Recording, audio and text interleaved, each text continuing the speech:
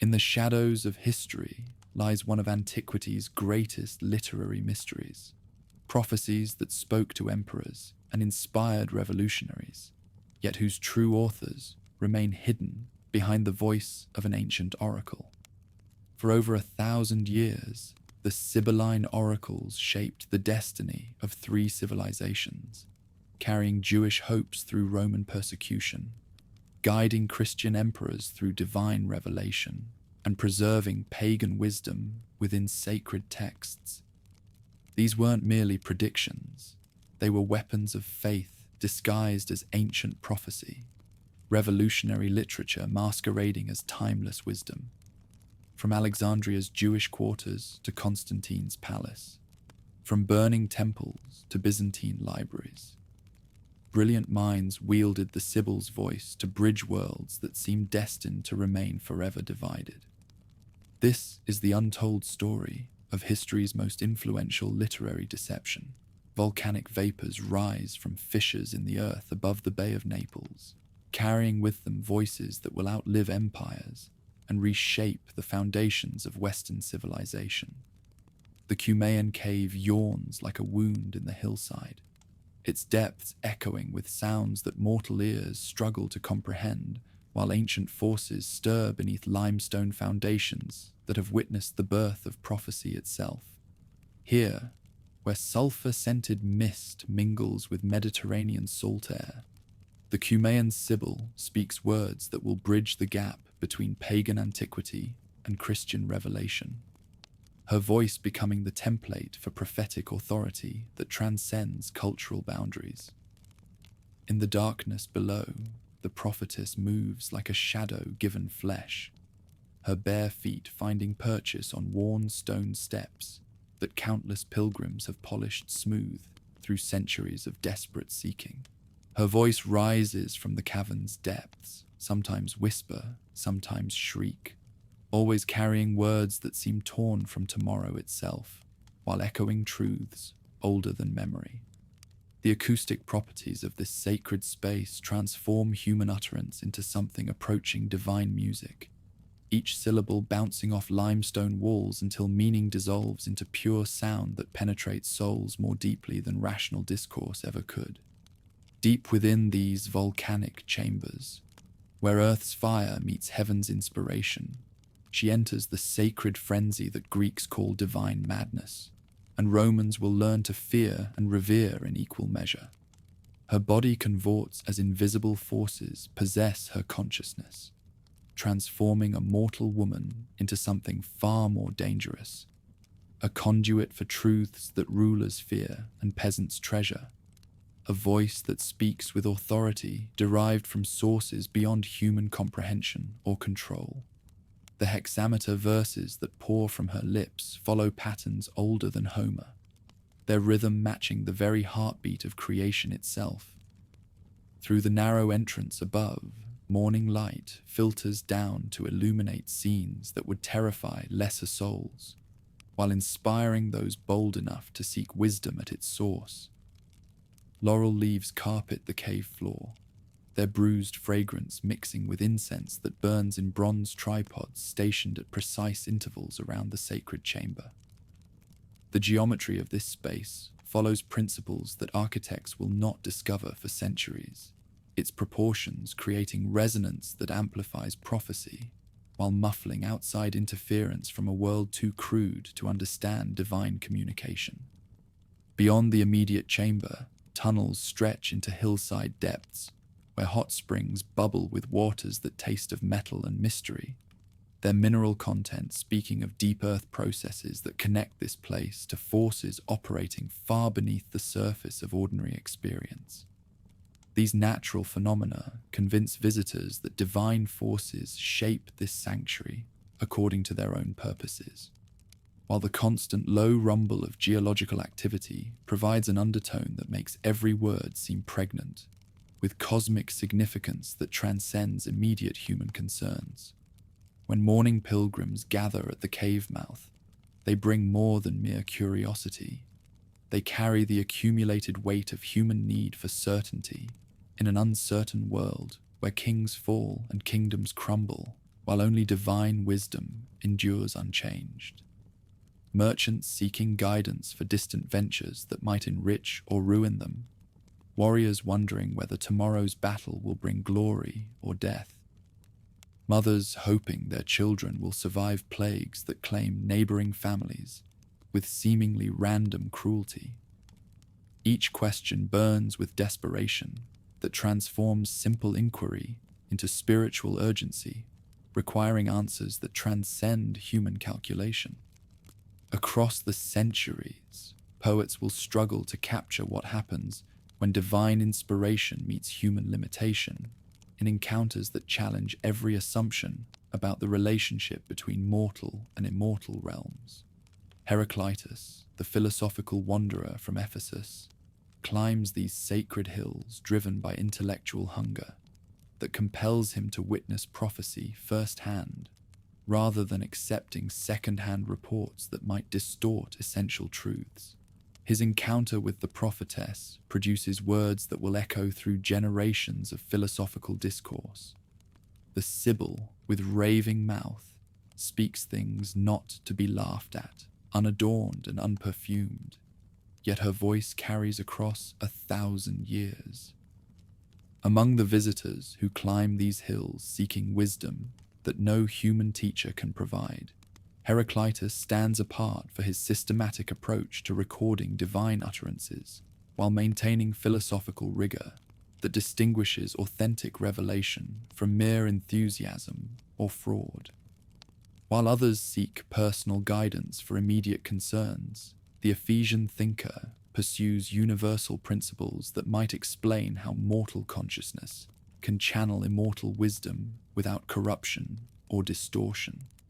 His careful documentation provides frameworks that future philosophers will use to understand prophetic experience, while his poetic language captures something of the prophetess's own mysterious authority. Such encounters between divine inspiration and human interpretation create the fundamental tension that will define all subsequent oracle traditions throughout the ancient world and beyond. The raw prophecy emerging from cavern depths requires translation into language that mortal minds can grasp, yet every act of interpretation risks corrupting the original message through human limitation or bias. Priests who serve as intermediaries discover that their role makes them both essential and potentially dangerous to the integrity of divine communication, while seekers must learn to distinguish authentic revelation from clever manipulation. What emerges from these early experiences becomes the template for prophetic authority throughout the ancient Mediterranean world, establishing patterns that will influence religious development for millennia. Unlike the Delphic Pythia, who serves specific deities within established temple hierarchies under priestly supervision, the Cumaean Sibyl operates as an independent voice whose authority derives directly from divine possession rather than institutional appointment or human validation. This independence makes her both more mysterious and more threatening to conventional religious structures that prefer controllable revelation. Far from the controlled environment of traditional temples, where priestly hierarchies manage divine communication according to established protocols designed to maintain institutional authority, the Cumaean cave operates according to different rules entirely that reflect older, wilder forms of religious experience. Here, prophecy erupts spontaneously, rather than responding to formal consultation procedures, while the prophetess herself remains accountable to no earthly authority, save the divine forces that speak through her transformed consciousness, creating precedents for spiritual independence that will inspire future generations. During these early manifestations, the distinction between different types of prophetic experience begins crystallizing in ways that will influence religious thought for centuries to come. Heraclitus later writes that the prophetess's voice reaches through time without beauty or sweetness of tone, yet pierces to truth itself, words that capture something essential about authentic prophecy's relationship to aesthetic pleasure and human comfort. Where other oracles require elaborate ritual preparations and formal question and answer procedures that domesticate divine communication, her utterances emerge from pure inspiration that cannot be commanded, controlled, or predicted. From the cave's mouth, her voice carries across landscapes that will witness the rise and fall of republics and empires, while her words remain relevant to each successive generation that discovers new meaning in ancient utterances. Shepherds tending flocks on distant hills pause in their work when strange music drifts on the wind, while fishermen mending nets beside the bay listen to sounds that seem to emerge from the sea itself rather than human throat. The acoustic phenomenon transforms the entire region into a vast amphitheater where divine drama unfolds before audiences who may not even realize they are witnessing history in the making. Yet beneath this mystical atmosphere lies a practical reality that later commentators often overlook in their focus on supernatural elements. The prophetess speaks in hexameter verse because rhythm and meter serve as memory aids that help preserve her utterances intact across generations when writing remains rare and expensive. Before literacy becomes common, oral tradition requires mnemonic devices that ensure accurate transmission, while poetic form provides frameworks that make lengthy passages easier to memorize and recite without corruption. The marriage of form and content creates prophecies that function as both divine revelation and literary achievement. Through the Mediterranean world, stories of the Cumaean cave spread along trade routes that connect diverse cultures, seeking common answers to universal questions about justice, fate, and divine purpose that transcend ethnic and linguistic boundaries. Heraclitus himself carries tales of the prophetess back to the intellectual circles of Ionia, where his fellow philosophers debate the implications of divine madness for their understanding of knowledge and reality, while Phoenician merchants spread different versions to African shores, where new audiences discover relevance in ancient wisdom. Greek colonists established new settlements with stories of the oracle, whose words guided their dangerous journeys across unknown seas. Ancient wisdom traditions from across the known world begin converging at this sacred site as travelers recognize in the prophetess a voice that speaks to universal human needs rather than merely local concerns. Egyptian priests familiar with their own oracular traditions find unexpected resonance in her utterances, while Persian magi detect echoes of their own prophetic heritage in words that seem to derive from sources older than any particular cultural tradition. This convergence creates synthesis that will influence the development of later prophetic literature in ways that transcend individual ethnic or religious boundaries. From the perspective of comparative religion, the Cumaean tradition represents something unprecedented in ancient religious development, a form of prophecy that operates independently of established institutional structures while maintaining credibility across diverse cultural communities. Her voice attracts followers from backgrounds so varied that no single religious or ethnic explanation can account for her universal appeal, suggesting that authentic spiritual authority transcends particular cultural formulations when it addresses fundamental human needs for guidance and meaning. Across the generations, the cave attracts visitors whose encounters with prophecy will influence the development of philosophy, literature, and religious thought in ways that reshape Western civilization itself, while establishing precedents for later spiritual movements. Young scholars who climb these hills in search of wisdom return to their native cities, carrying ideas that will germinate in academies and marketplaces, while aged rulers seeking final guidance discover truths that transform their understanding of power and mortality in ways that affect the governance of entire peoples. Among the most significant visitors, Plato journeys to Cumae during his travels through Magna Graecia, seeking first-hand experience of the divine madness he discusses in his dialogues about inspiration and knowledge. The encounter influences his theories about the relationship between human reason and divine revelation, while his subsequent writings preserve philosophical frameworks that future thinkers will use to understand how mortal minds can participate in immortal truth. His careful observations provide intellectual credibility to phenomena that lesser minds might dismiss as mere superstition or fraud. During Plato's visit, the philosopher engages in extended dialogue with local priests and scholars who have devoted their lives to understanding the prophetess's utterances, their conversations revealing the sophisticated intellectual culture that has developed around the oracle. These discussions influence his later treatment of prophecy in the Laws and other works, while his integration of oracular wisdom into systematic philosophy demonstrates how divine revelation can complement rather than contradict rational inquiry when properly understood according to principles that respect both human reason and divine transcendence. Such philosophical validation transforms the Cumaean Sibyl from local curiosity into universal symbol, whose significance transcends geographical boundaries to influence thought wherever Greek culture penetrates through trade, colonization, or intellectual exchange.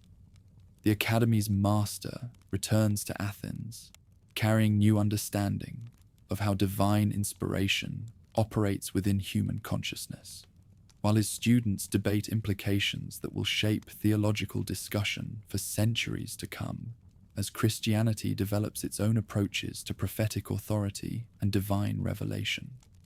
What follows from these early encounters establishes patterns that will define prophetic literature throughout antiquity and beyond, creating precedents that Jewish, Christian, and Islamic traditions will adapt to serve their own purposes. The combination of divine inspiration, poetic form, and philosophical legitimacy creates a model that later writers will employ when they need authority that transcends ordinary human limitations, while the prophetess's independence from institutional control provides template for spiritual movements that challenge established religious hierarchies. From this ancient cave, influence spreads throughout the classical world, as poets, philosophers, and religious thinkers discover in the Sibylline example a form of divine communication that operates outside conventional institutional structures while maintaining intellectual respectability. Her independence from priestly hierarchies makes her particularly attractive to those who seek alternatives to established religious authorities, while her poetic utterances provide aesthetic frameworks that appeal to literary sensibilities trained in classical traditions that value both beauty and wisdom. Through volcanic mists and hexameter verse, the voice that begins at Cumae will eventually speak in languages and contexts far removed from its Mediterranean origins, demonstrating the universal appeal of authentic prophetic authority. Jewish scholars in distant Alexandria will discover in the prophetess's voice a vehicle for their own prophetic messages, while Christian theologians will find in her independence a precedent for revelation that transcends cultural boundaries without compromising essential doctrinal commitments. The echo that begins in limestone caverns will reverberate through libraries and scriptoriums, where future generations preserve and transform the prophetic tradition she establishes. Beyond the immediate impact on those who witness her utterances firsthand, the Cumaean Sibyl creates precedents that will influence how subsequent cultures understand the relationship between divine inspiration and human communication throughout the development of Western religious thought. Her example demonstrates that prophecy need not conform to established religious hierarchies to carry authentic divine authority. while her poetic form proves that spiritual truth can find expression through aesthetic achievement that appeals to both reason and emotion without compromising either rational or spiritual integrity. Ancient sources preserve fragments of her actual utterances, providing glimpses into the content and style that made her voice so compelling to diverse audiences across centuries of cultural change. These preserved verses reveal sophisticated understanding of human psychology, combined with genuine spiritual insight, their language demonstrating how divine inspiration can work through human consciousness without destroying individual personality or cultural formation. The synthesis achieved between divine transcendence and human expression becomes model for later prophetic traditions.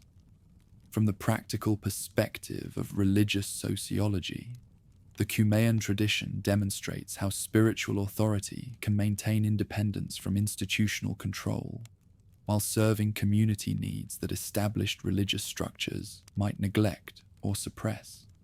Her voice speaks to seekers whose spiritual hunger cannot be satisfied by conventional religious offerings, while her location outside major urban centers provides refuge from political and religious pressures that might compromise prophetic integrity in more visible settings. When evening shadows stretch across the Bay of Naples and the cave falls silent, the words spoken in its depths continue their journey through human consciousness, carried by pilgrims who descend the hillside bearing more than memories.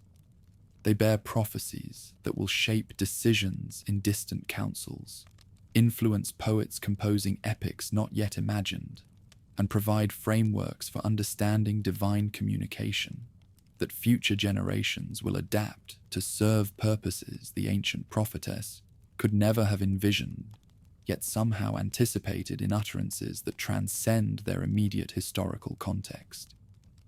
Through centuries yet to come, the voice that first spoke from these depths will continue speaking, though the lips that utter her words will belong to scholars in Alexandria's libraries, scribes in Christian scriptoriums, and theologians in Byzantine palaces, whose cultural contexts differ radically from her original Mediterranean setting. The cave where it all began may fall silent, yet the echo of her prophecies carries forward, gathering strength and complexity as it travels through time toward destinies that only divine inspiration could foresee, creating legacy that will outlast the empires and civilizations that first sought her wisdom. Shadows gather in the royal palace of Tarquin the Proud, as autumn winds rattle bronze doors, and servants whisper of strange omens plaguing the 7 hills. The king sits upon his ivory throne, purple-bordered toga draped across shoulders that have borne the weight of expanding dominion for nearly 3 decades. Outside, the Tiber flows brown with recent rains, while merchants hawk their wares in forums that echo with languages from across the Mediterranean world. Yet within these marble halls, an atmosphere of foreboding settles like morning mist over Rome's 7 sacred hills. Within the throne room's shadows, guards announce the arrival of the Cumaean Sibyl, whose appearance defies easy categorization. She enters neither as supplicant nor as ambassador, but with the bearing of one who acknowledges no earthly authority above her own mysterious purposes. Her garments speak of great age without appearing worn, while her eyes hold depths that seem to reflect not just the present moment, but centuries stretching both backward and forward through time's endless corridors.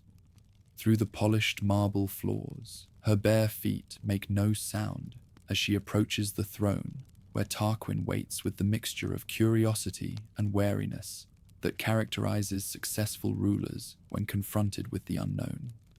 In her arms, she carries 9 scrolls bound with silver wire, their papyrus surfaces bearing the subtle discoloration that comes only from great antiquity. Each scroll radiates an almost palpable sense of importance, as if the very words contained within possess weight that transcends their physical substance. Ancient wisdom seems to emanate from these mysterious documents as the Cumaean Sibyl spreads them before the royal presence, their arrangement forming patterns that suggest careful thought rather than random display. Her voice, when she finally speaks, carries the same otherworldly quality that characterizes prophecy delivered in sacred caves. Yet here in the marble halls of earthly power, her words take on additional resonance that speaks to immediate practical concerns rather than distant spiritual mysteries. Beyond the throne room's immediate drama, the larger context of this encounter reflects the complex relationship between Roman pragmatism and foreign mysticism that defines the Republic's expanding cultural horizons. Tarquin himself represents the Etruscan influence that has shaped early Roman religious practices, while his court includes advisors whose families trace their origins to Greek colonies and Phoenician trading posts scattered across the Mediterranean's diverse shores. When the mysterious prophetess names her price, enough gold to purchase a small kingdom, the monarch's initial reaction combines incredulous laughter with the calculating assessment that marks successful merchants evaluating potentially profitable but risky ventures. The scrolls themselves remain sealed, their contents as mysterious as their bearer's origins, yet something in her manner suggests that dismissing this offer would constitute a mistake whose consequences might extend far beyond mere financial loss. Across the throne room, courtiers exchange glances that reflect their own uncertainty about how to interpret this unprecedented situation. Some whisper of Greek oracles whose prophecies have guided military campaigns and colonial expeditions, while others recall Etruscan traditions that emphasize the importance of reading divine signs in natural phenomena. The convergence of these various cultural influences creates an atmosphere where the extraordinary seems not merely possible, but somehow inevitable.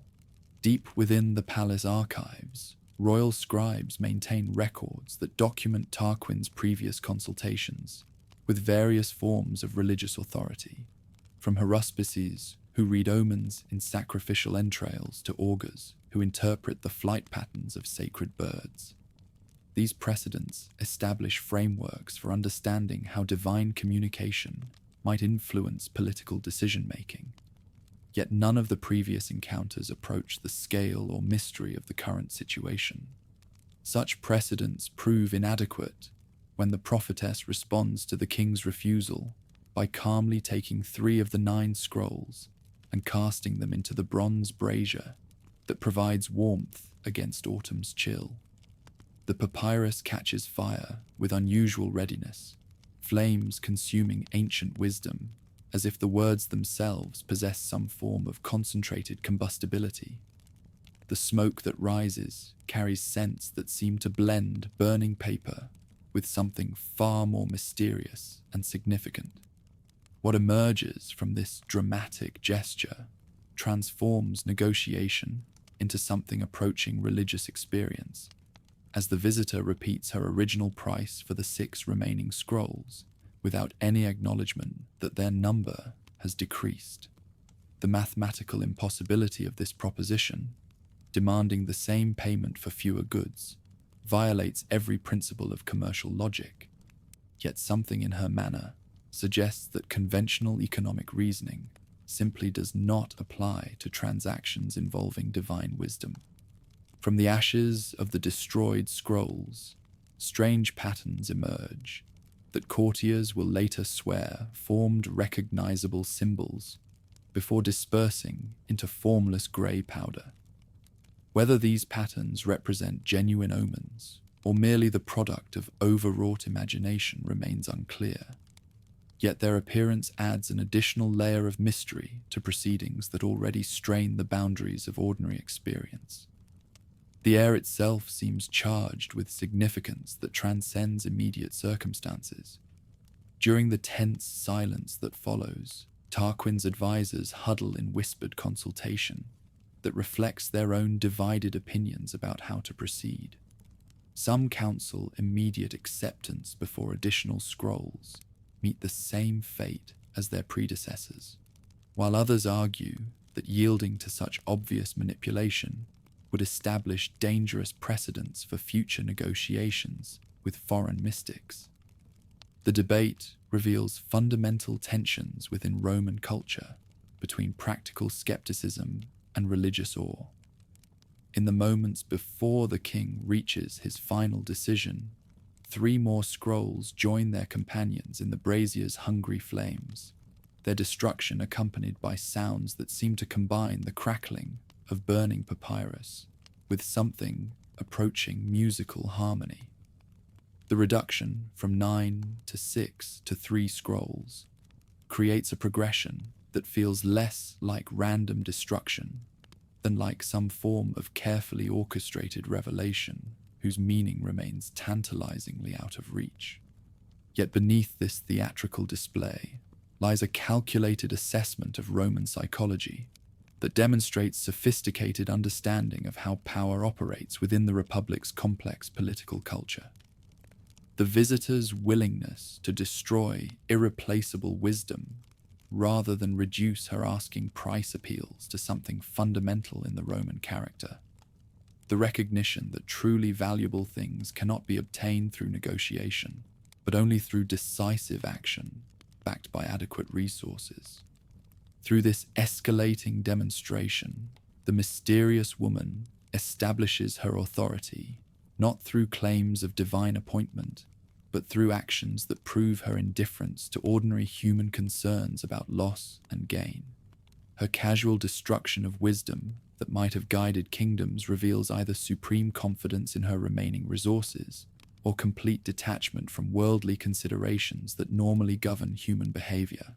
Ancient sources preserved in later chronicles will record Tarquin's final capitulation, with language that emphasizes both the king's practical wisdom and his recognition that some opportunities cannot be evaluated according to conventional criteria.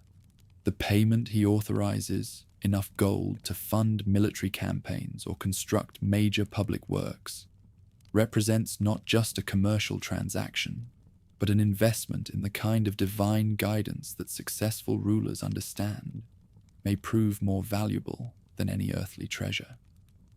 When the transaction concludes with the 3 surviving scrolls ceremonially transferred to royal custody, their weight seems to exceed what their physical dimensions would suggest possible. Palace scribes who handle the documents report that the papyrus feels different from any material they have previously encountered, while the ink used for the text appears to possess a quality of permanence that transcends ordinary writing materials. These observations may reflect genuine supernatural properties or merely psychological effects of the dramatic circumstances surrounding their acquisition. What follows from this legendary encounter establishes patterns that will define Roman state religion for centuries to come. As the 3 precious scrolls find their permanent home in the temple of Jupiter, Optimus Maximus, that crowns the Capitoline Hill's sacred summit. Their placement within the most sacred space in Roman territory reflects not just their monetary value, but their symbolic importance as links between earthly governance and divine authority that transcends human understanding. From the Capitoline's marble halls, a new institution emerges as specialized priests assume responsibility for safeguarding and interpreting the mysterious texts that Tarquin's dramatic purchase has added to the state's religious arsenal. These officials, initially known as the Decemviri Sacris Faciundis, later expanded to the Quindecimviri, represent a unique fusion of religious authority and political responsibility that distinguishes Roman practice from other Mediterranean cultures. During the early decades following their acquisition, the scrolls remained largely dormant, their contents consulted only during the most extreme crises, when conventional religious and political resources prove inadequate to address threats facing the growing republic. This restraint reflects both reverence for their mysterious origins and practical recognition that wisdom preserved at such great cost should be reserved for occasions when ordinary solutions have failed to provide adequate guidance. In the archives where these precious documents rest between consultations, elaborate security measures protect them from both physical decay and unauthorized access. Climate-controlled chambers maintain optimal conditions for papyrus preservation, while multiple locks and seals ensure that only properly authorized officials can examine the prophetic texts. The very secrecy surrounding their contents enhances their authority while protecting the interpretive process from external political pressure. Yet beneath this institutional framework lies a profound transformation in Roman religious consciousness that extends far beyond the immediate practical benefits of prophetic guidance. The acquisition of the Sibylline books represents the Republic's first systematic embrace of foreign religious traditions as legitimate sources of divine communication, opening pathways for the cultural synthesis that will eventually transform the Mediterranean world. Ancient historians writing centuries later will debate whether Tarquin's encounter with the mysterious visitor represents authentic supernatural experience or carefully orchestrated political theatre designed to legitimize foreign religious influences within traditionally conservative Roman culture. These debates miss the essential point that the story's historical significance transcends questions about its literal accuracy, as the narrative establishes mythological foundations for practices that will shape imperial destiny across centuries of expansion and transformation. Through the legendary transaction, Romans discover that divine wisdom sometimes comes disguised as commercial negotiation, while foreign mysticism can serve domestic political purposes when properly integrated into existing institutional structures. The three scrolls become symbols of the Republic's willingness to acknowledge that effective governance requires resources that extend beyond purely human capabilities, opening doors to religious innovations that will eventually encompass the entire known world. During the final years of Tarquin's reign, whispered references to the mysterious books begin appearing in political discourse as senators and magistrates recognize that access to divine guidance provides significant advantages in navigating the complex challenges facing an expanding state. Though the contents remain secret, their very existence influences decision-making processes by creating awareness that supernatural resources stand available to supplement ordinary political wisdom when circumstances demand extraordinary solutions. When the Republic finally emerges from the chaos following Tarquin's overthrow, the Sibylline books survive the transition intact, their institutional protection transcending the political upheavals that eliminate other remnants of royal authority. This continuity demonstrates how effectively the prophetic tradition has become integrated into Roman religious culture. While the new government's decision to maintain existing arrangements reflects practical recognition of their value for managing future crises. From the sacred precincts of Jupiter's temple, the influence of these ancient texts extends through centuries of republican expansion. Their mysterious wisdom consulted during the desperate hours when Hannibal's elephants crossed the Alps, and Carthaginian armies threatened the city's very existence. During those dark months when citizens fled to higher ground and senators debated surrender, the Sibylline books provided guidance that transformed despair into determination, their prophecies directing the introduction of foreign deities whose protection enabled ultimate victory. Yet disaster strikes in 83 BC when flames consume the Capitoline temple during the civil wars that tear the Republic apart. Sulla watches from his camp outside the city as orange light paints the night sky, the burning sanctuary visible from miles away.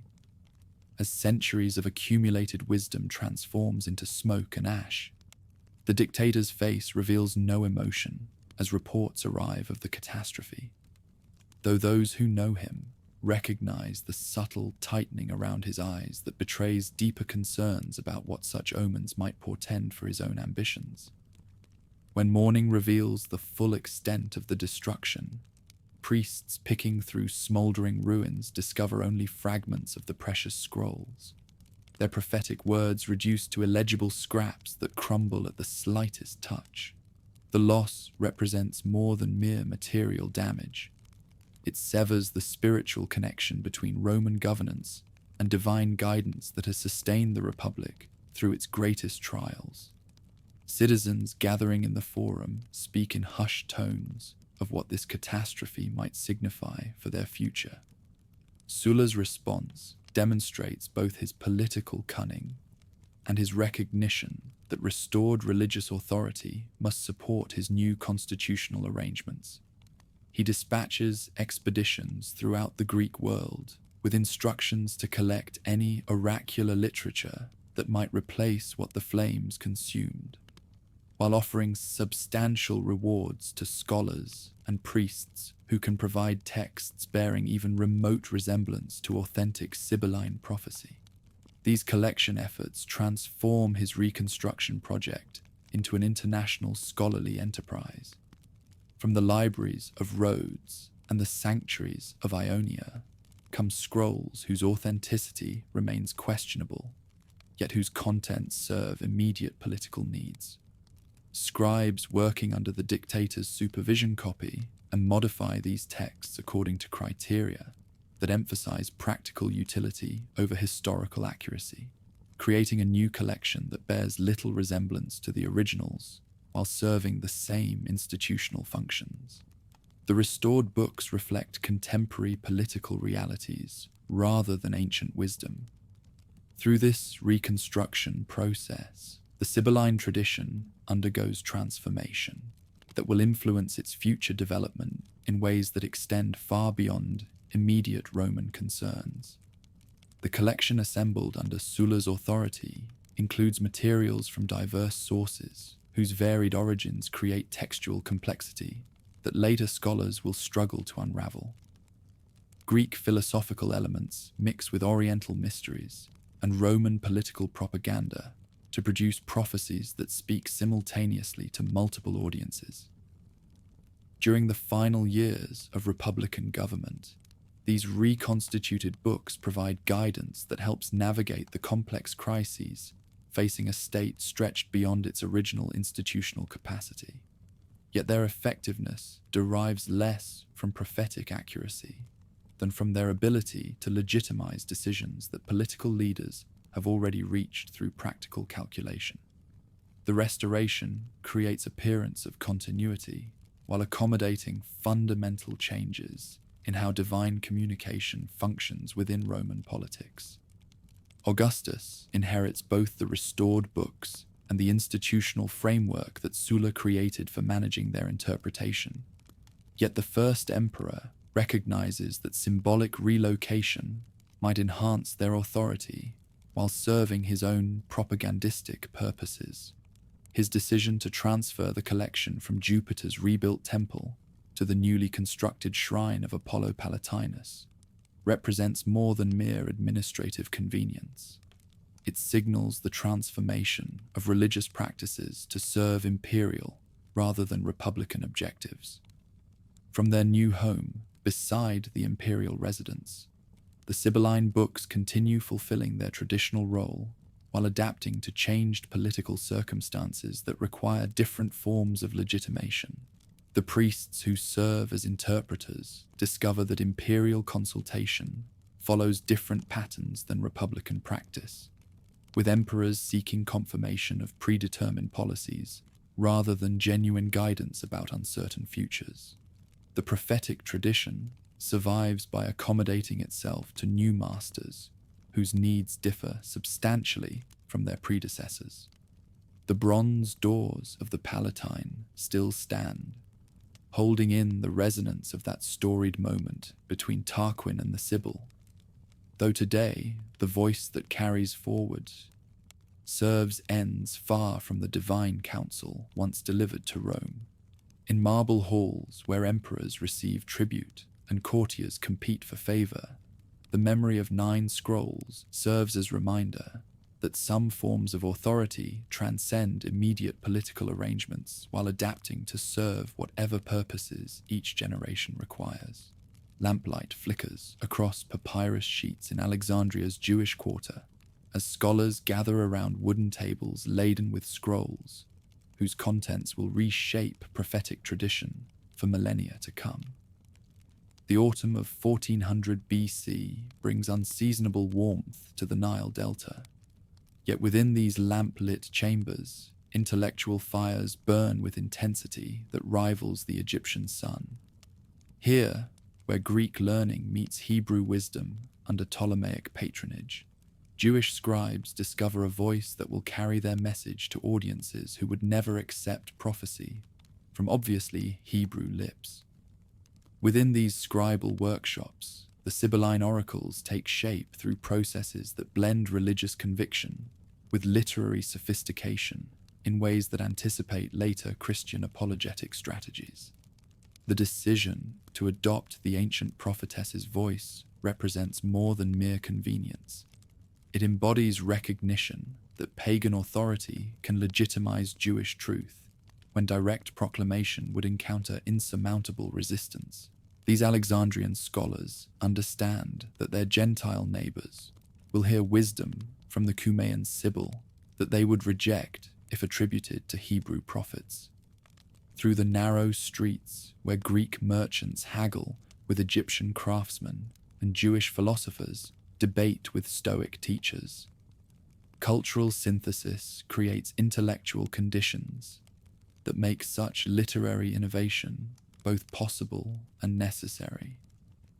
Alexandria under the Ptolemies functions as the Mediterranean's greatest cosmopolitan center, where ideas flow as freely as trade goods, while royal patronage protects scholarly enterprise from the religious and political pressures that constrain intellectual development in smaller communities. Beyond the immediate neighborhood where these texts take shape, the larger Alexandrian context provides resources that enable unprecedented ambitions in prophetic literature. The Great Library preserves manuscripts from across the known world, while the museum attracts scholars whose expertise spans languages and traditions that stretch from the Atlantic to the Indian Ocean. Jewish writers working within this environment possess access to source materials and intellectual models that their predecessors could never have imagined. Ancient scrolls containing the Septuagint translation provide both inspiration and technical precedent for the project these scholars undertake, demonstrating how Hebrew's sacred literature can find expression through Greek language without losing essential religious content. The success of that earlier translation encourages confidence that prophetic tradition can similarly transcend linguistic boundaries when properly adapted to serve new audiences, while preserving fundamental theological commitments that define Jewish identity. When darkness falls across the Nile Delta, and oil lamps cast dancing shadows on whitewashed walls, the work continues as scribes refine verses that must satisfy multiple criteria simultaneously. Each line requires not only prophetic authority and theological accuracy, but also poetic excellence that will convince sophisticated readers of its divine inspiration. The challenge of composing hexameter verse in Greek, while conveying Hebrew theological concepts, pushes these writers to achievements that surpass anything previously attempted in religious literature.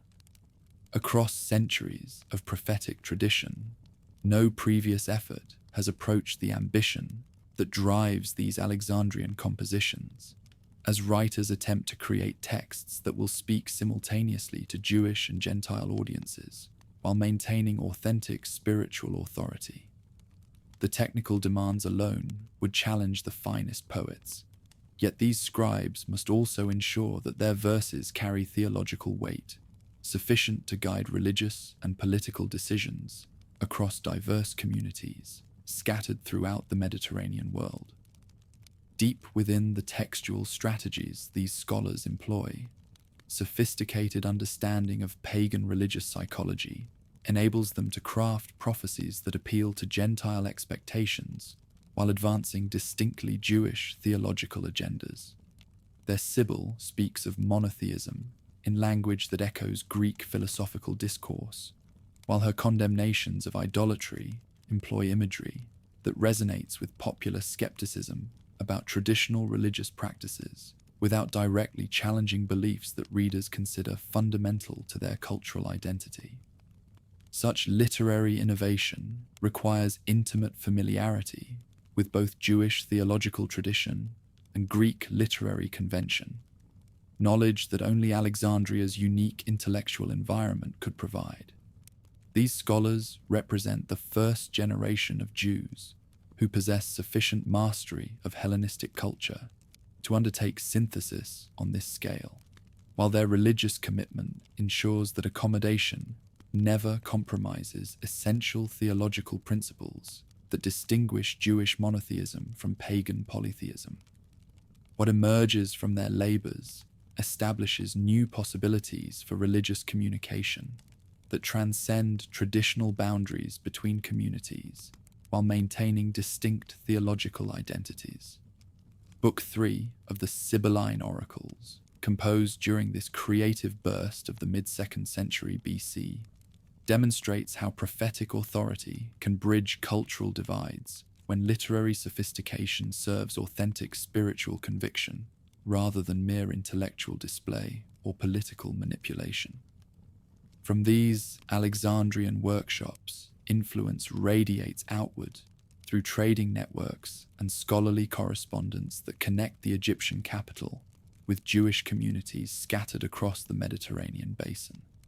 Copies of the newly composed oracles travel to synagogues in Antioch and Rome, while excerpts circulate among Gentile intellectuals who find in these texts confirmation that ancient wisdom supports philosophical positions they have reached through rational inquiry rather than religious revelation. During the Maccabean crisis that erupts in Palestine, while these texts circulate among diaspora communities, their political relevance becomes apparent as prophecies that seemed abstractly theological suddenly acquire immediate practical significance. The Sibyls' condemnations of tyrannical rulers and predictions of divine judgment against oppressors provide spiritual framework for understanding contemporary events, while her promises of ultimate vindication offer hope to communities struggling against forces that seem overwhelming from purely human perspectives. In the verses that address cosmic catastrophe and divine intervention, these Alexandrian authors employ imagery that draws simultaneously from Hebrew apocalyptic tradition and Greek natural philosophy, creating descriptions of world-ending events that satisfy both religious expectations and scientific understanding. Their Sibyl speaks of floods and fires, earthquakes and eclipses, in language that incorporates contemporary knowledge about natural phenomena, while maintaining prophetic authority over events that transcend ordinary causation. Yet beneath this universal imagery lies particular concern for Jewish survival and prosperity that reveals the ethnic loyalties driving these compositions, despite their apparently cosmopolitan perspective. Close reading reveals that the Sibyl's promises of divine favor consistently align with Jewish interests, while her condemnations target practices and peoples that threaten Jewish communities or compromise Jewish religious distinctiveness. Universal form serves particular content in ways that later Christian writers will adapt for their own apologetic purposes. Through careful analysis of historical allusions embedded within these prophetic verses, modern scholars identify references that help establish composition dates while revealing the contemporary events that prompted particular oracular pronouncements. The Sibyl's knowledge of specific rulers and their policies, combined with her apparent ignorance of later developments, creates chronological frameworks that place major portions of Book 3 in the decades following the Maccabean revolt. Ancient techniques of vaticenia, ex eventu, prophecy after the fact, enable these writers to demonstrate divine foreknowledge through predictions that describe recent events as if they were future occurrences, while genuine predictions about unknown futures maintain prophetic credibility through sufficient ambiguity to accommodate various possible outcomes. This combination of specific historical knowledge and strategic vagueness creates texts that convince contemporary readers while retaining authority for later generations who interpret the same passages differently. From the intersection of Hebrew prophetic tradition with Greek literary convention emerges a new form of religious literature that transcends the limitations of both source traditions while preserving their essential strengths. These Alexandrian innovations establish precedents that will influence Jewish, Christian, and even Islamic prophetic writing for centuries, demonstrating how authentic religious conviction can find expression through borrowed literary forms without compromising theological integrity. During the decades following their initial composition, these oracular texts undergo revision and expansion as later scribes add material that addresses new circumstances while maintaining consistency with earlier prophetic content.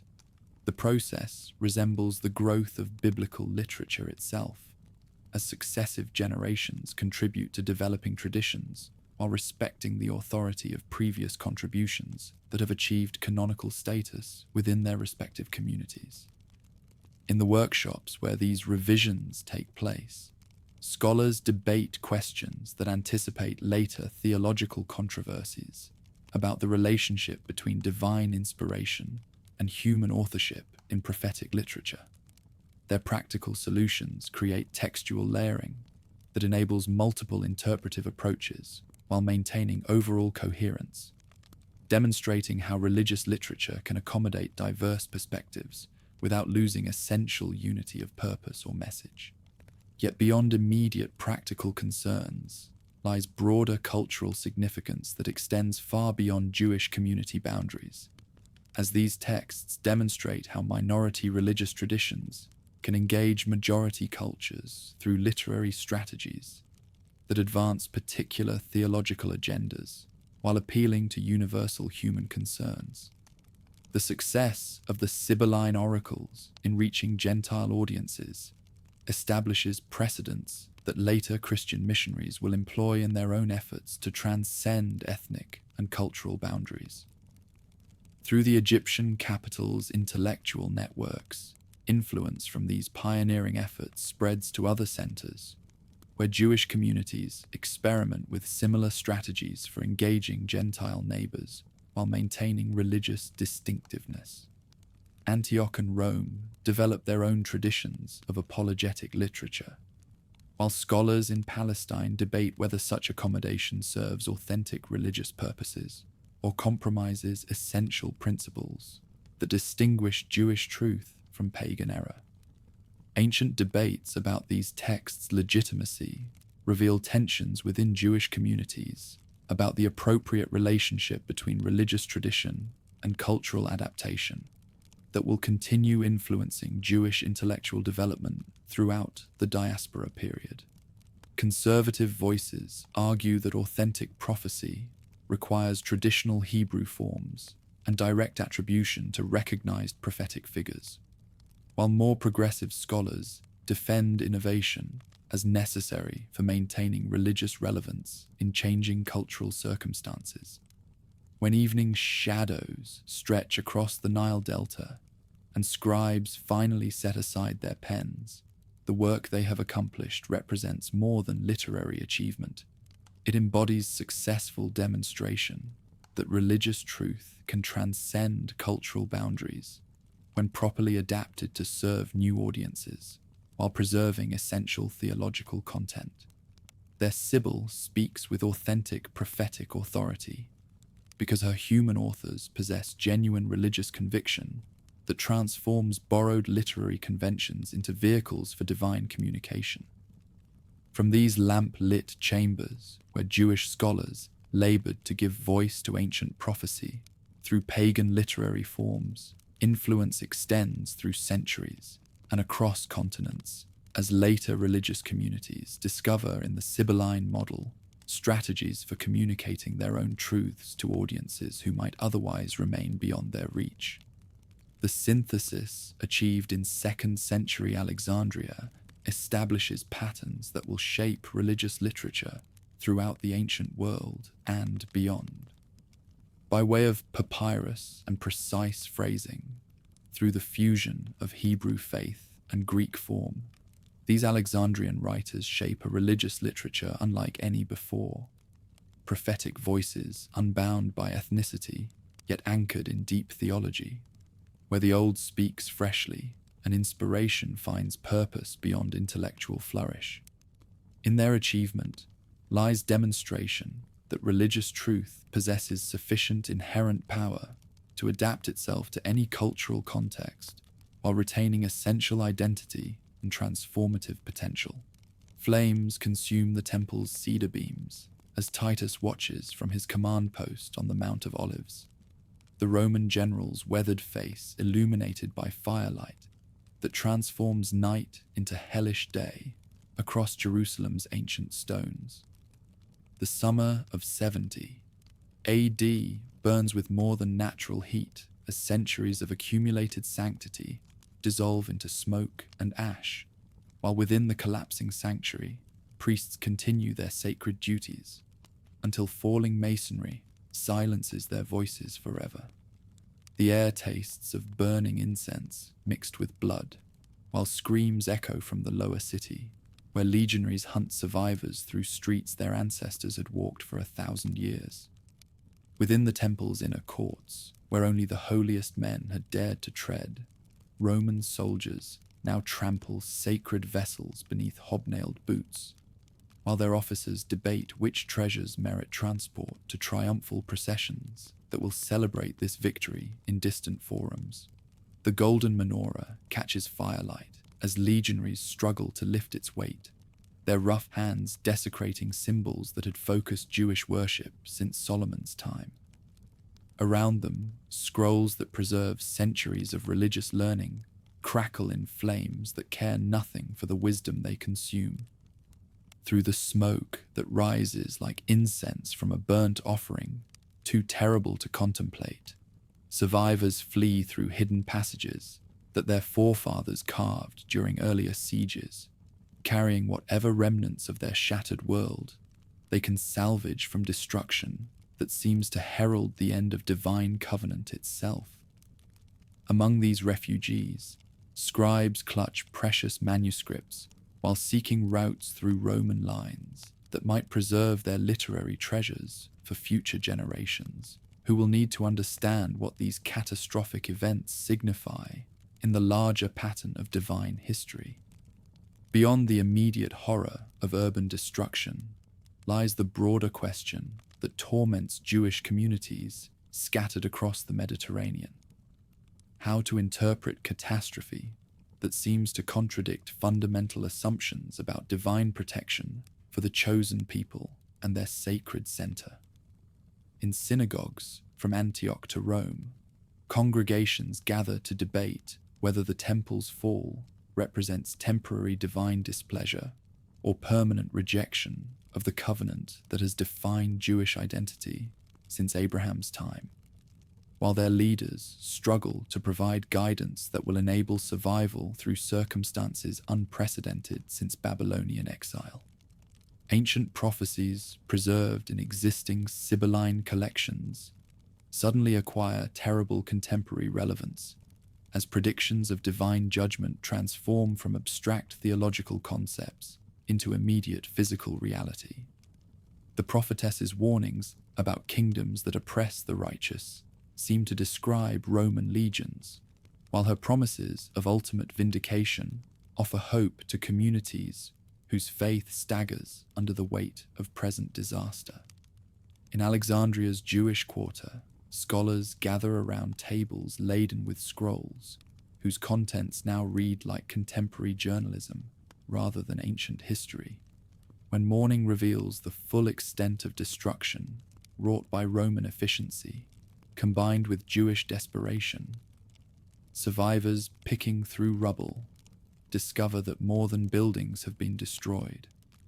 The institutional framework that sustained Jewish religious life for centuries lies in ruins, as complete as the physical structures that once housed sacred activities. The priesthood dies with the temple, while sacrificial worship ends in circumstances that force fundamental reconsideration of how divine service can continue without its traditional center. Across the empire, Jewish communities receive news of the catastrophe with reactions that range from paralyzed grief to determined resistance, while their leaders struggle to provide spiritual guidance that will enable survival through circumstances that challenge every assumption about divine providence and covenantal protection.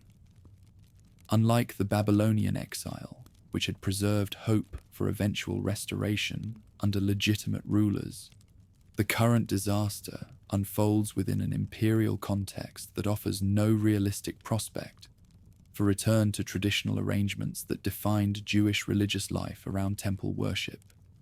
Deep within scriptoriums, far from Palestinian battlefields, Jewish scholars working in Alexandria and other diaspora centers respond to the crisis by expanding existing prophetic collections with new verses that address contemporary circumstances while maintaining traditional forms that preserve continuity with earlier literary achievements. Book 4 of the Sibylline oracles emerges from this post-temple crisis as writers struggle to create meaning from apparent meaninglessness, their compositions demonstrating how prophetic tradition adapts to serve contemporary needs while maintaining connection with ancient authority.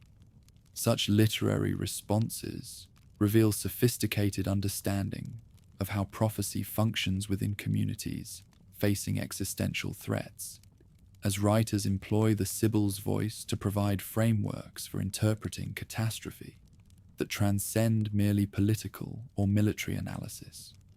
The ancient prophetess speaks of Rome's temporary ascendancy as permitted by divine justice rather than evidence of divine powerlessness, while her predictions of ultimate judgment provide hope that sustains faith through periods when empirical evidence suggests divine abandonment of the covenant people. What emerges from these scribal workshops reflects not merely individual creativity, but collective effort to preserve Jewish identity under circumstances that threaten its essential foundations.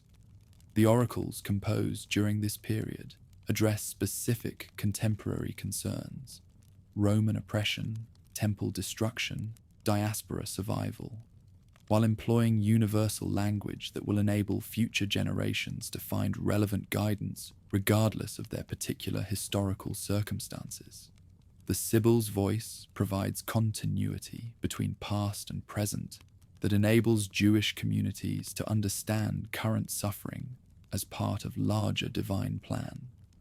From the ashes of destroyed sanctity rises literary achievement that transforms catastrophe into creative opportunity, as Jewish writers discover that prophetic authority can function independently of institutional structures that previously seemed essential to its legitimacy. The prophetess's independence from priestly hierarchies makes her particularly valuable during periods when traditional religious leadership lies in ruins, while her apparent pagan origins provide protection for texts that might otherwise attract unwelcome Roman attention, as specifically Jewish literature promoting resistance. During the months following the triumph that carries temple treasures through Roman streets, while Jewish captives march in chains behind Vespasian's chariot, distant scribes compose verses that reinterpret apparent defeat as prelude to ultimate victory, that will vindicate divine justice despite present appearances. Their prophecies transform Roman success into temporary aberration within larger historical pattern that will culminate in divine judgment against oppressors and restoration of proper cosmic order that honors divine sovereignty over human pretension. In workshops scattered from Alexandria to Antioch, These writers develop increasingly sophisticated techniques for addressing contemporary events through prophetic forms that maintain credibility while serving immediate psychological and theological needs of communities struggling to maintain faith under unprecedented pressure. The Sibyl's voice enables them to speak truths about Roman oppression that might prove dangerous if attributed to obviously Jewish sources, while her ancient authority provides legitimacy for interpretations that might otherwise seem like desperate wishful thinking. Yet beneath these responses to immediate crises lies deeper theological development that will influence Jewish thought for centuries, as diaspora communities develop new understanding of how divine presence can be maintained without temple worship, while preserving essential elements of covenantal relationship that define Jewish identity. The literary strategies employed in Sibylline composition contribute to this broader theological evolution by demonstrating how ancient forms can accommodate new content without compromising essential religious commitments. Through careful deployment of imagery that draws simultaneously from Hebrew prophetic tradition and Greek philosophical discourse, these post-temple authors create texts that speak to multiple audiences while advancing specifically Jewish theological agendas. Their Sibyl condemns Roman oppression in language that appeals to universal principles of justice, while maintaining particular concern for Jewish welfare that reveals ethnic loyalties driving apparently cosmopolitan pronouncements. The synthesis serves both apologetic and pastoral purposes within communities that must navigate complex relationships with Gentile neighbors. Ancient techniques of historical review enable these writers to demonstrate divine control over past events, while establishing credibility for predictions about future developments that will vindicate present suffering. The Sibyl's knowledge of specific rulers and their policies, Nero's persecution, Vespasian's siege, Titus's triumph, provides evidence of supernatural insight, while her predictions about their ultimate fate offer hope for divine justice that transcends immediate political realities. This combination of verifiable historical knowledge and strategic prophetic ambiguity creates texts that convince contemporary readers while retaining authority for later generations. From the specific historical allusions embedded within these prophetic verses, patterns emerge that help establish composition dates while revealing the contemporary events that prompted particular oracular pronouncements. References to Nero's matricide and subsequent suicide provide terminus postquem for certain passages, while the apparent ignorance of later Flavian developments suggests composition during the early years of Vespasian's reign, when the full implications of temple destruction had become clear, yet hope for restoration might still seem possible. During the summer of 79 AD, when Vesuvius erupts with violence that buries Pompeii beneath volcanic ash, while Herculaneum disappears under rivers of molten stone, Jewish writers discover in natural catastrophe confirmation that divine justice operates according to principles that transcend ethnic boundaries, while maintaining special concern for chosen people, whose suffering will be avenged through disasters that demonstrate divine control over forces that earthly rulers cannot command or resist. The mountain becomes symbol of divine wrath stored up against oppressors. Among the verses that address this volcanic catastrophe, sophisticated literary techniques demonstrate how Jewish writers employ contemporary events to validate ancient prophetic claims, while creating new precedents for understanding divine intervention in human affairs. The Sibyl's description of fire raining from heaven draws simultaneously on classical epic traditions and Hebrew prophetic literature, creating synthesis that appeals to readers familiar with either tradition, while transcending both through claims of direct divine inspiration that authenticate her authority. Across the Bay of Naples, where Roman villas now lie buried beneath stone and ash, while their owners' bodies preserve final moments of terror in volcanic glass. The destruction provides vivid imagery for describing divine judgment that awaits all who oppress the righteous. The prophetess speaks of sulfur rain and burning mountains as previews of cosmic catastrophe that will ultimately consume empires built on injustice, while the preservation of some victims in stone serves as warning that divine memory preserves evidence of human actions for final accounting. Deep within the theological implications of these volcanic prophecies, Jewish writers develop frameworks for understanding natural disasters as divine communications that carry meaning for human communities, willing to read environmental signs according to proper hermeneutical principles. This development anticipates later apocalyptic literature, while providing comfort to communities that have experienced their own catastrophic losses through assurance that divine justice operates through natural as well as human agencies. Such innovations reflect the intellectual environment of major diaspora centers, where Jewish scholars possess sufficient classical education to engage Greek philosophical traditions while maintaining essential religious commitments that define Jewish identity. Their oracular compositions demonstrate how successfully minority communities can employ majority cultural forms to advance particular theological agendas when literary skill combines with authentic religious conviction to produce works that speak to universal human concerns about justice and meaning.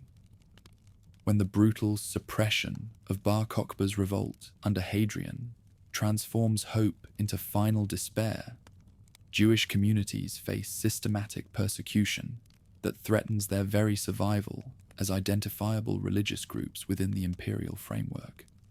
The rebel leader's defeat confirms oracular warnings about premature messianic hopes, while maintaining ultimate confidence in divine vindication that transcends immediate political circumstances. Yet the scale of destruction that follows makes even the temple's loss seem moderate by comparison. In verses composed during or shortly after this final catastrophe of the 2nd century, Jewish writers employ increasingly universal language that anticipates later Christian appropriation, while maintaining distinctly Jewish theological content that serves diaspora communities' need for spiritual guidance that transcends immediate political circumstances.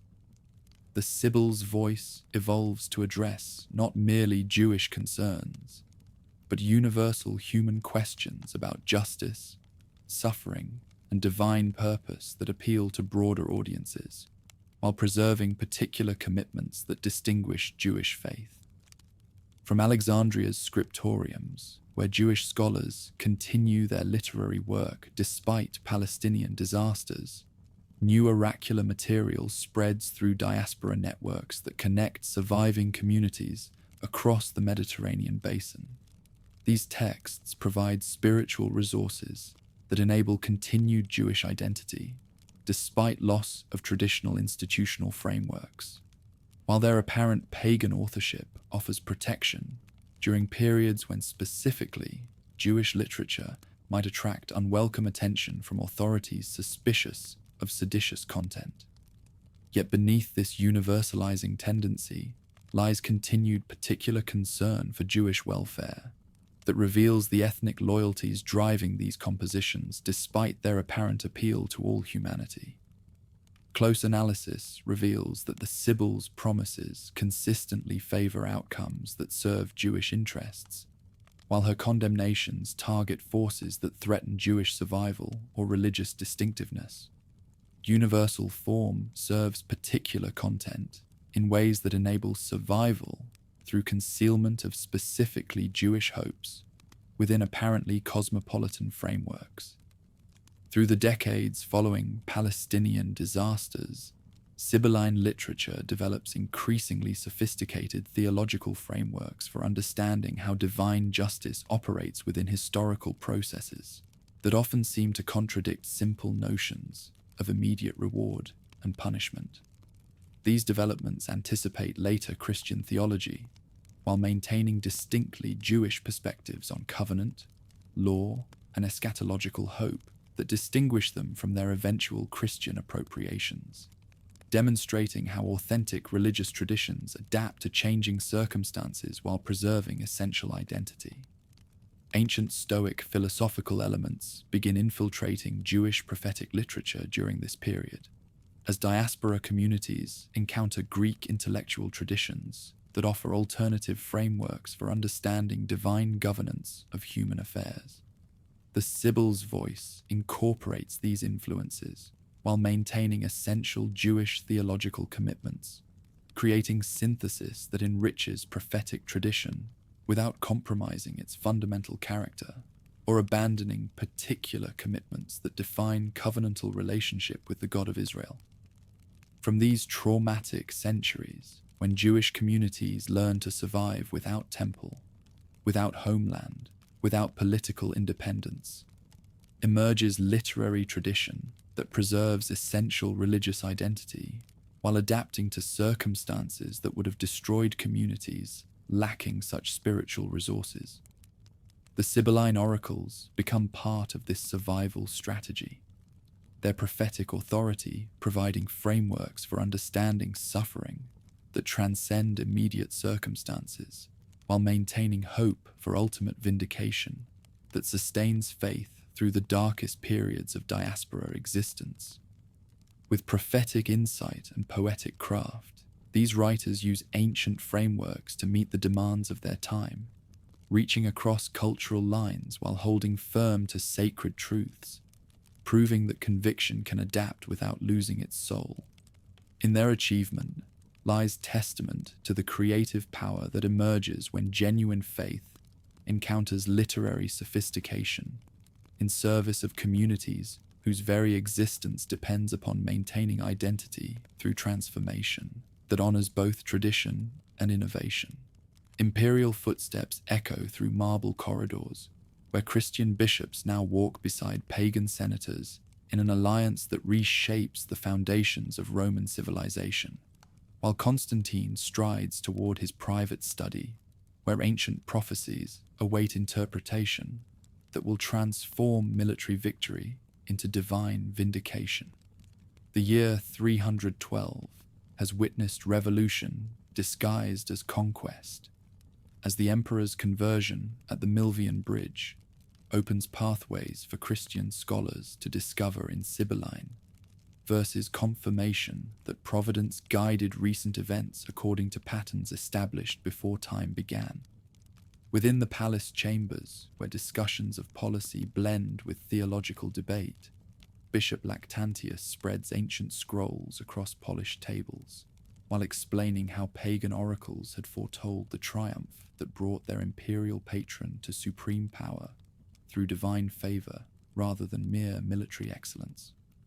The African theologian's voice carries conviction earned through decades of persecution, his words demonstrating how prophecies originally composed by Jewish scribes can serve Christian apologetic purposes when properly interpreted according to theological principles that recognize universal divine providence operating through particular historical circumstances. Through careful exposition that reveals both scholarly precision and pastoral sensitivity, Lactantius demonstrates how the Sibyl's ancient warnings about divine judgment against tyrannical rulers find fulfillment in Constantine's victory over Maxentius, while her promises of divine favor for those who acknowledge true religion apply directly to the emperor's own conversion experience beneath the sign that conquered. The bishop's interpretation transforms military triumph into spiritual vindication, proving how prophetic authority can legitimize political change when properly understood according to Christian theological frameworks.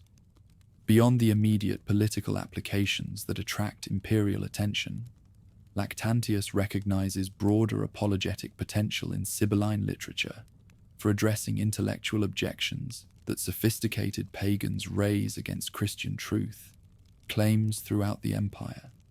His systematic quotation of oracular passages in the Divine Institutes demonstrates how ancient prophecy provides external confirmation for Christian doctrines that might otherwise seem to rest solely upon Hebrew scriptural authority, that educated Gentiles consider culturally alien or intellectually unsatisfying for minds trained in classical philosophy.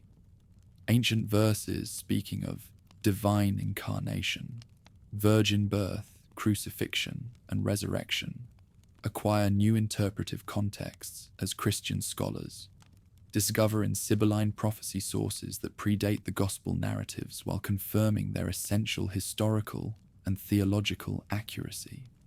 The prophetess's pagan credentials make her testimony particularly valuable for convincing audiences who might dismiss obviously Christian sources as biased or fabricated, while her apparent antiquity provides temporal precedence that strengthens claims about prophetic fulfillment that form the foundation of Christian apologetic strategy.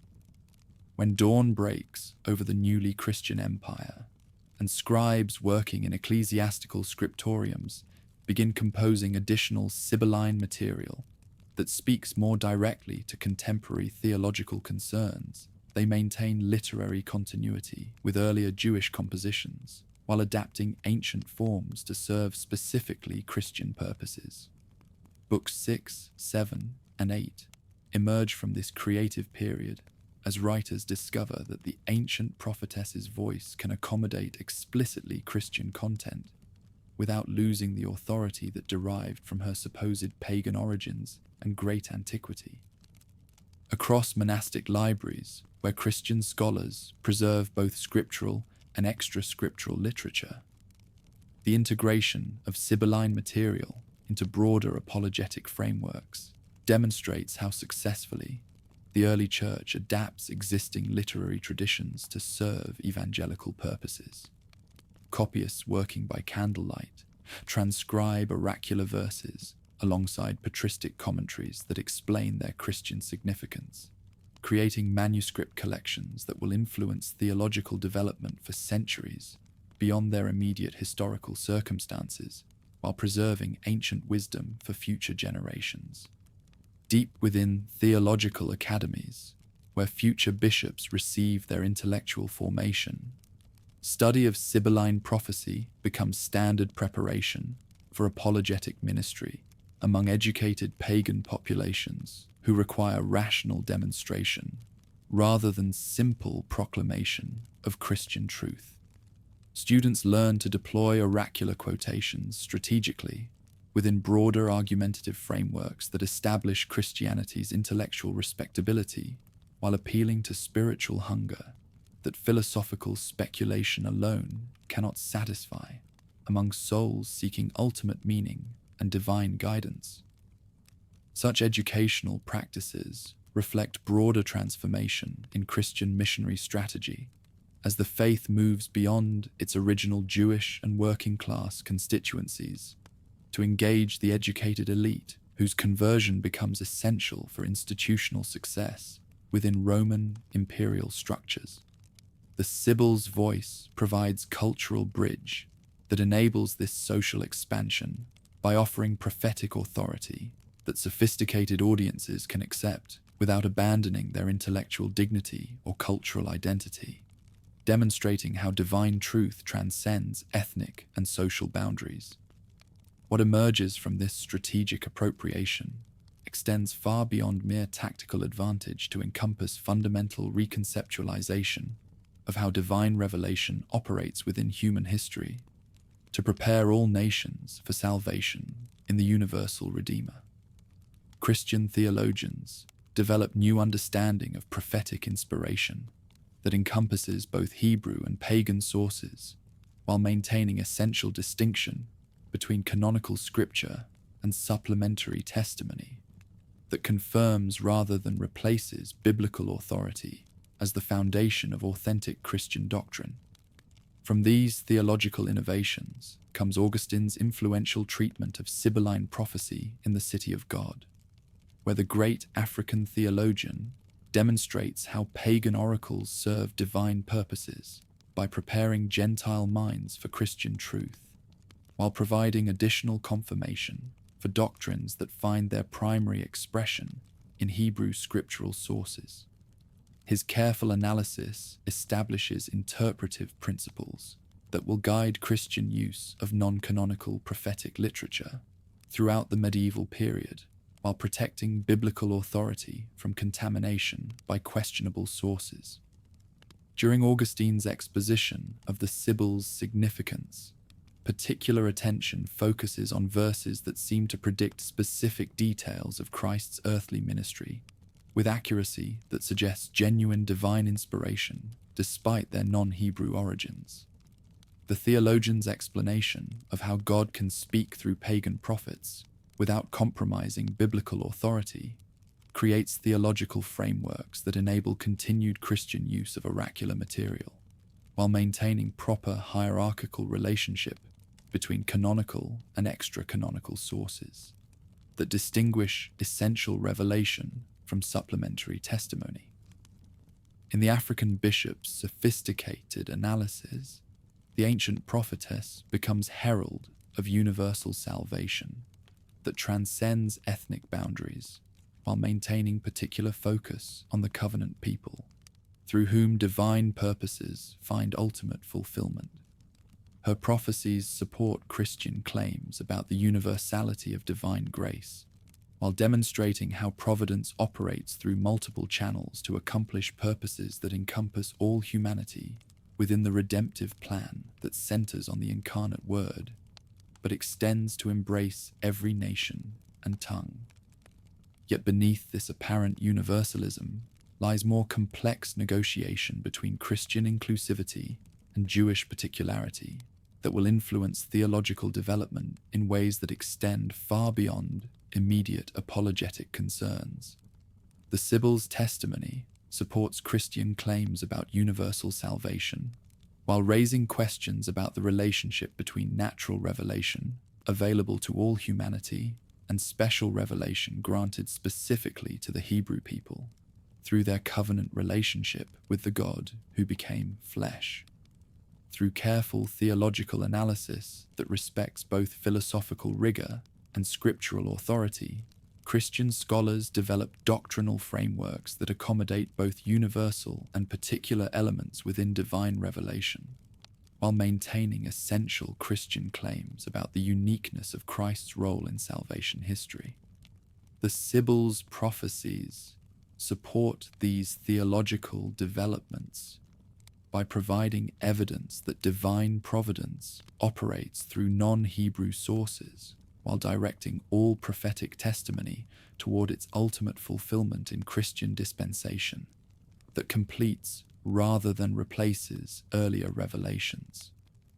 Ancient Roman poetry acquires new significance during this period, as Christian interpreters discover prophetic content in Virgil's fourth eclogue, whose predictions of a coming golden age, initiated by a divine child, seem to anticipate Christian hopes for messianic fulfillment that transforms human history. The great poet's apparent prophecy of Christ's birth transforms classical literature into unwitting preparation for Christian truth, demonstrating how divine providence can speak through secular sources when properly understood according to theological principles that recognize God's universal activity in human culture. From imperial courts to monastic cells, Christian appropriation of Sibylline material demonstrates how successfully the early church adapts existing cultural resources to serve evangelical purposes while maintaining theological integrity that respects both classical achievement and biblical authority. The strategy proves particularly effective because it honors pagan intellectual accomplishments while demonstrating their ultimate fulfillment in Christian revelation, creating synthesis that attracts educated converts without alienating them from their cultural heritage or intellectual formation. During the century following Constantine's conversion, Christian use of Sibylline prophecy becomes standard apologetic practice, as bishops and theologians develop increasingly sophisticated interpretive methods that extract Christian meaning from ancient texts, while acknowledging their complex compositional history. This hermeneutical development anticipates later medieval approaches to classical literature that will find Christian significance in pagan sources through allegorical and typological interpretation that respects both literal meaning and spiritual significance. In scriptoriums where Christian scribes copy and preserve ancient literature alongside contemporary theological works, Sibylline oracles receive treatment that reflects their ambiguous status as neither canonical scripture nor purely secular literature. Their preservation within ecclesiastical libraries demonstrates Christian recognition of their spiritual value, while their separation from biblical manuscripts maintains proper distinction between authoritative revelation and supplementary testimony that supports rather than supplants essential Christian doctrine. Beyond immediate apologetic applications lies deeper significance that emerges as Christian theology develops more sophisticated understanding of how divine revelation operates within human history to prepare all nations for ultimate salvation that transcends ethnic and cultural boundaries.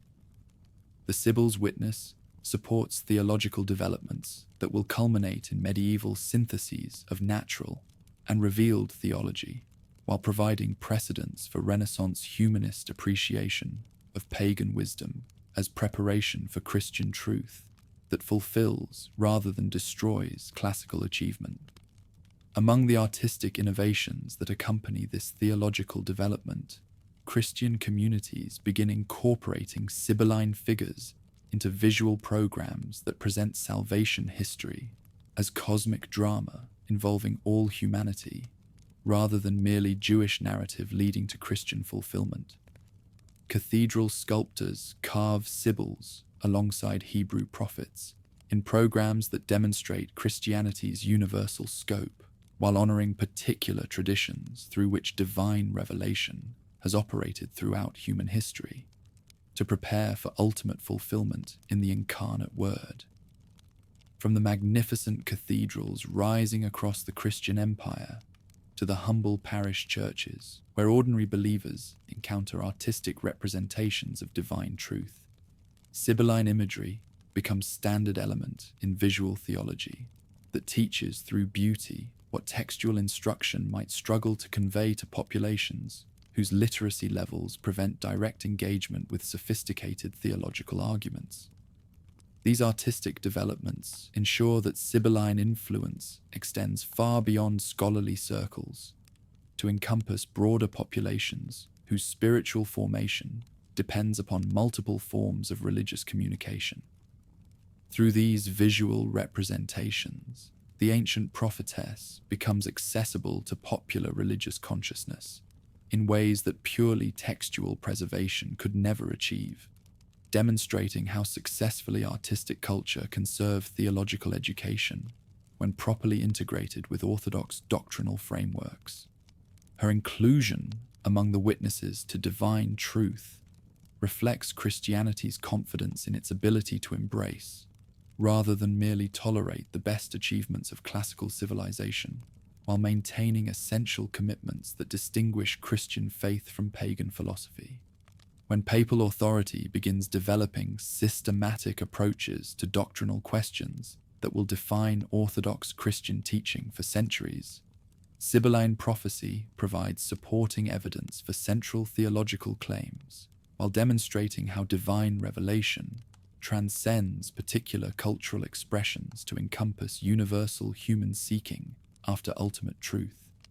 Pascal and his successors recognize in the ancient oracles valuable allies for establishing Christian intellectual credibility without compromising essential scriptural authority that anchors all authentic theological development.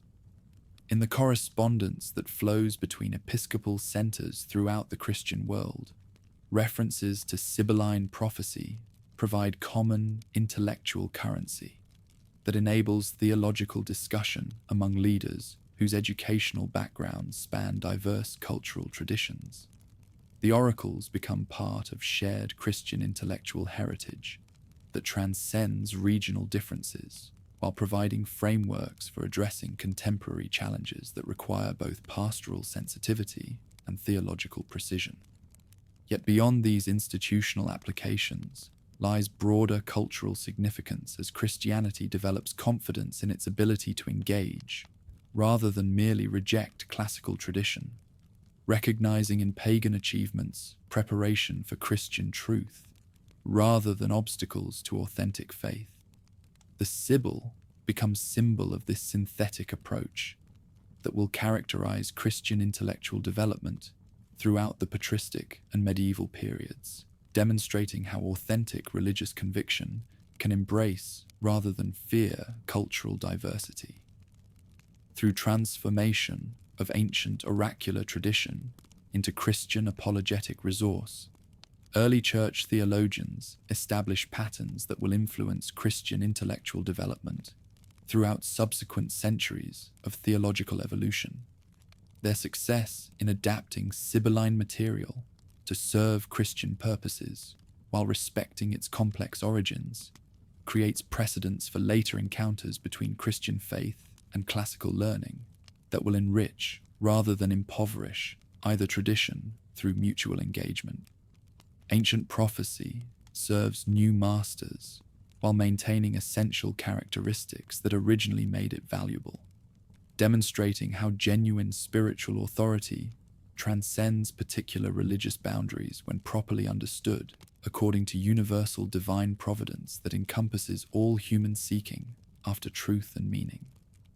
The Sibyl's voice continues speaking across cultural and temporal boundaries because her testimony serves authentic spiritual needs, rather than merely sectarian interests that divide, rather than unite human communities seeking divine guidance.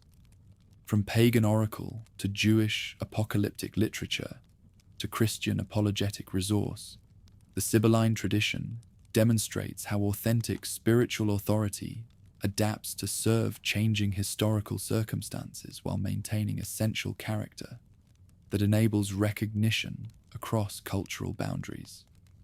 Her voice speaks to universal human needs that transcend particular religious formulations, while providing specific guidance that serves immediate practical requirements of communities, seeking divine direction through challenging historical circumstances that test faith and demand creative theological response. When evening falls across the Christian empire and believers gather for prayers that acknowledge both Hebrew and Gentile contributions to their theological heritage, Sibylline prophecy provides witness that divine revelation encompasses all human experience while finding its ultimate fulfillment in Christ, who reconciles all nations under divine sovereignty. The ancient prophetess becomes herald of universal salvation that transcends ethnic and cultural divisions while honoring particular historical circumstances through which divine providence has operated to accomplish purposes that encompass all creation within redemptive love. Golden light streams through palace windows as Emperor Leo VI walks through corridors lined with mosaics that blend Christian imagery with imperial symbols in patterns that speak to the complex synthesis defining Eastern Roman civilization. While beyond the city walls, Islamic armies probe defenses that have protected Constantinople for centuries. The year 912 finds the empire pressed on multiple frontiers, where Saracen cavalry tests fortifications built by Constantine himself. Yet within these marble halls, ancient prophecies provide guidance that supplements diplomatic intelligence and military reconnaissance with spiritual insight into divine purposes governing human affairs. Within the imperial library's vaulted chambers, scholars preserve manuscripts that carry Sibylline wisdom through centuries of political upheaval and religious transformation. Their careful copying, ensuring that prophetic voices from distant ages continue speaking to contemporary concerns. These custodians understand their role as more than mere librarians. They serve as guardians of spiritual treasures whose loss would impoverish not only their own civilization, but future generations who will need access to divine wisdom preserved in ancient texts that bridge classical antiquity with Christian revelation. Through the elaborate ceremonial that surrounds imperial consultation of prophetic literature, Leo demonstrates how successfully the Eastern Empire has integrated Sibylline tradition into governmental practice while maintaining theological orthodoxy that distinguishes legitimate prophecy from heretical innovation. His approach reflects sophisticated understanding of how divine revelation operates through secondary sources without compromising primary biblical authority that anchors all authentic Christian doctrine. While his practical application of oracular guidance influences policy decisions affecting millions of souls scattered across territories stretching from the Danube to the Euphrates, beyond the immediate political applications that attract imperial attention, the broader preservation of Sibylline material within Eastern scriptoriums represents one of history's most successful examples of cultural transmission across fundamental civilizational transitions. The same manuscripts that guided early Christian apologetics now serve an empire whose Greek-speaking scholars maintain living connection with classical antiquity while adapting ancient wisdom to address contemporary challenges that earlier generations could never have anticipated. From Islamic expansion to iconoclastic controversies that tear the church apart, ancient prophecies acquire new interpretive contexts as imperial theologians develop hermeneutical frameworks that enable application of oracular material to circumstances involving theological disputes, diplomatic negotiations, and military campaigns whose outcomes affect the survival of Christian civilization itself. These interpretive innovations demonstrate remarkable theological creativity while maintaining continuity with patristic precedents established by earlier church fathers, who first demonstrated how pagan wisdom could serve Christian purposes without compromising essential doctrinal commitments. When shadows lengthen across the Bosphorus and evening prayers echo from countless churches throughout the imperial capital, the Sibyl's voice joins the chorus of intercession that rises toward heaven from a city that considers itself the earthly reflection of celestial Jerusalem. Her prophecies provide comfort during times of crisis, while offering guidance for policy decisions that affect the spiritual welfare of Orthodox populations scattered across territories where Christian faith confronts both heretical deviation and infidel aggression that threatens the very survival of true religion. Across monastic centers that dot the empire's mountainous landscapes, scribes working in scriptoriums illuminated by oil lamps continue the patient labor of copying and preserving Sibylline texts alongside other spiritual literature that sustains Orthodox faith against heretical challenges. Mount Athos becomes particularly important as a preservation center, where monks recognize that their isolation protects more than their own spiritual welfare. It safeguards literary treasures that might otherwise perish during periods of political chaos or religious persecution that periodically sweep across the civilized world. Deep within these monastic libraries, books 9 through 14 of the Sibylline collection take shape through processes that blend traditional oracular forms with contemporary theological concerns, creating new prophetic literature that addresses specifically Eastern Christian circumstances while maintaining literary continuity with earlier Jewish and Western Christian compositions. These additions demonstrate how successfully the prophetic tradition adapts to serve changing historical circumstances without losing essential characteristics that distinguish authentic divine revelation from human speculation or political propaganda. Such literary creativity reflects broader intellectual vitality that characterizes Eastern civilization during periods when Western Europe struggles with political fragmentation and cultural decline following barbarian invasions. The imperial court at Constantinople becomes a center of learning that rivals ancient Alexandria, attracting scholars whose expertise spans languages and traditions that connect the Christian East with its complex pre-Christian heritage, while maintaining theological integrity against influences that might compromise Orthodox faith through syncretistic accommodation. What emerges from this sustained scholarly activity extends far beyond mere antiquarian preservation to encompass active theological development that will influence Eastern Christian thought for centuries to come. The interpretive methods developed for understanding Sibylline prophecy contribute to broader hermeneutical approaches that enable Orthodox theology to engage classical learning while maintaining essential distinction between revealed truth and human wisdom that supplements rather than replaces biblical authority as the foundation of authentic Christian understanding. From the imperial capital's intellectual networks, influence radiates outward to provincial centers, where local bishops and scholars adapt metropolitan theological developments to address regional concerns while maintaining communion with the broader Orthodox community. This diffusion process ensures that Sibylline wisdom reaches populations whose spiritual needs might otherwise remain unaddressed by theological developments that focus primarily on sophisticated urban audiences capable of appreciating complex literary and philosophical arguments. During the crisis of iconoclasm that tears the empire apart for over a century, Sibylline texts provide arguments for both sides as competing factions seek prophetic support for their theological positions. Iconoclasts quote oracular passages condemning idolatry, while iconodules cite verses that seem to endorse visual representation of divine truth through artistic beauty that elevates souls toward contemplation of heavenly realities. This interpretive controversy demonstrates both the text's continued authority and the hermeneutical challenges that arise when ancient prophecies address contemporary disputes.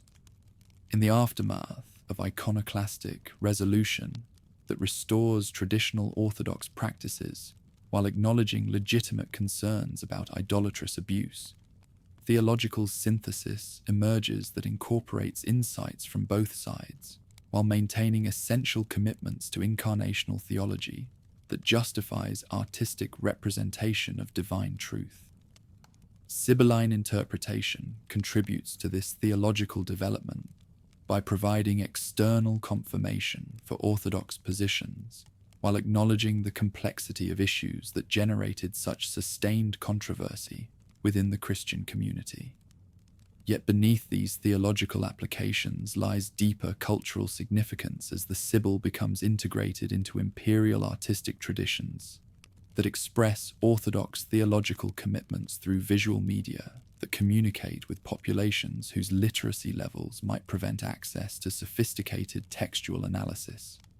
Mosaic programs in imperial churches include Sibylline figures alongside biblical prophets, while manuscript illuminations develop iconographic traditions that will influence Eastern Christian art for centuries through their sophisticated synthesis of classical and Christian elements.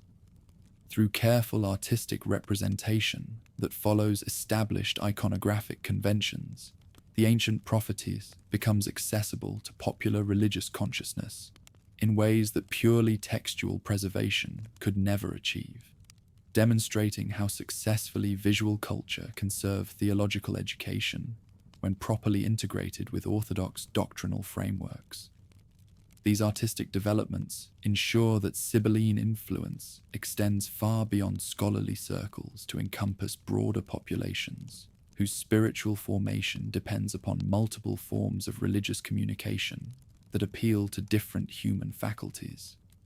Ancient Islamic sources begin referencing Sibylline material during this period, as Muslim scholars encounter prophetic literature through diplomatic and commercial contacts with the Eastern Empire, while their own apocalyptic traditions develop themes that parallel oracular content in ways that suggest either common ancient sources or mutual influence across religious boundaries.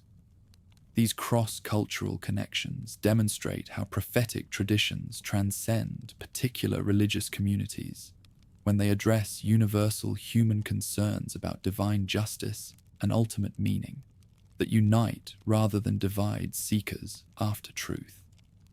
From the perspective of comparative religious study, the Islamic appreciation of Sibylline wisdom provides evidence that authentic spiritual authority can find recognition across confessional boundaries when it addresses fundamental questions about divine governance of human affairs that transcend particular theological formulations. This recognition suggests that the oracular tradition serves universal human needs, rather than merely sectarian interests that divide religious communities according to ethnic or cultural loyalties that obscure common spiritual aspirations. During periods of military conflict between Eastern Christian and Islamic forces, Sibylline prophecies provide frameworks for understanding contemporary events within cosmic patterns that transcend immediate political circumstances, while offering hope for ultimate divine vindication of righteous causes. Both sides discover in ancient oracles confirmation for their own religious commitments, while recognizing prophetic authority that operates independently of particular institutional affiliations that divide rather than unite communities sharing common monotheistic heritage. In the diplomatic correspondence that accompanies military and commercial relations between imperial and Islamic courts, references to shared prophetic traditions provide common ground for negotiation that might otherwise prove impossible when fundamental theological differences prevent mutual understanding. The Sibyl's voice becomes bridge between civilizations whose relationship combines conflict with cultural exchange in patterns that anticipate later medieval developments, when East and West will rediscover paths toward intellectual cooperation despite religious division. Yet beyond immediate practical applications lies broader significance that emerges as both Christian and Islamic civilizations develop more sophisticated understanding of how divine revelation operates through human history to accomplish purposes that transcend particular religious boundaries, while respecting authentic commitments that distinguish different faith communities. These theological developments will influence interfaith relations throughout the medieval period and beyond, creating precedents for dialogue that respects both difference and commonality. Through the preservation efforts of generations of scholars and scribes working in monastic scriptoriums, Sibylline literature survives political upheavals and religious controversies that destroy other forms of ancient wisdom, demonstrating how effectively institutional commitment can protect cultural treasures when properly motivated by recognition of their enduring spiritual value. The manuscripts that emerge from this preservation process become foundations for later scholarly developments that will transform European intellectual culture when rediscovered by Renaissance humanists. Among the specific innovations that characterize this preservation effort, the development of new copying techniques and manuscript formats enables more efficient reproduction while maintaining textual accuracy that preserves authentic oracular content across generations of transmission. Scribes working in monastery libraries develop systematic approaches to textual criticism that identify and correct copying errors while preserving variant readings that might reflect authentic alternative traditions worthy of scholarly attention. From the monasteries where patient monks labor over ancient texts by candlelight, copying and recopying manuscripts whose contents they may not fully understand, but whose preservation they recognize as essential for future generations, emerges testimony to the power of institutional dedication combined with spiritual insight. Their work transcends immediate utility to encompass long-term cultural responsibility that honors both classical achievement and Christian commitment through synthetic preservation that respects both traditions. During the final centuries of effective Eastern imperial control over traditional territories, when Ottoman expansion reduces the empire to its Anatolian and Balkan core, while Islamic armies threaten Constantinople itself, Sibylline prophecies provide spiritual frameworks for understanding historical transition that preserves Christian hope despite political catastrophe. The ancient prophetess speaks of empires rising and falling according to divine purposes that transcend immediate human understanding, while maintaining ultimate confidence in divine justice. In the correspondence between Eastern and Western Christian scholars that increases as political pressure from Islamic expansion forces, renewed cooperation between long-separated communities, Sibylline texts provide common intellectual heritage that facilitates theological dialogue despite centuries of doctrinal and ecclesiastical separation. The oracles become bridge between traditions that had diverged following the Great Schism, while maintaining shared commitment to classical learning transformed by Christian revelation. Yet beneath these practical applications lies deeper cultural achievement, as the preservation and development of Sibylline tradition within Eastern Christian civilization demonstrates how successfully authentic religious commitment can maintain continuity across fundamental historical transitions while adapting to serve contemporary needs.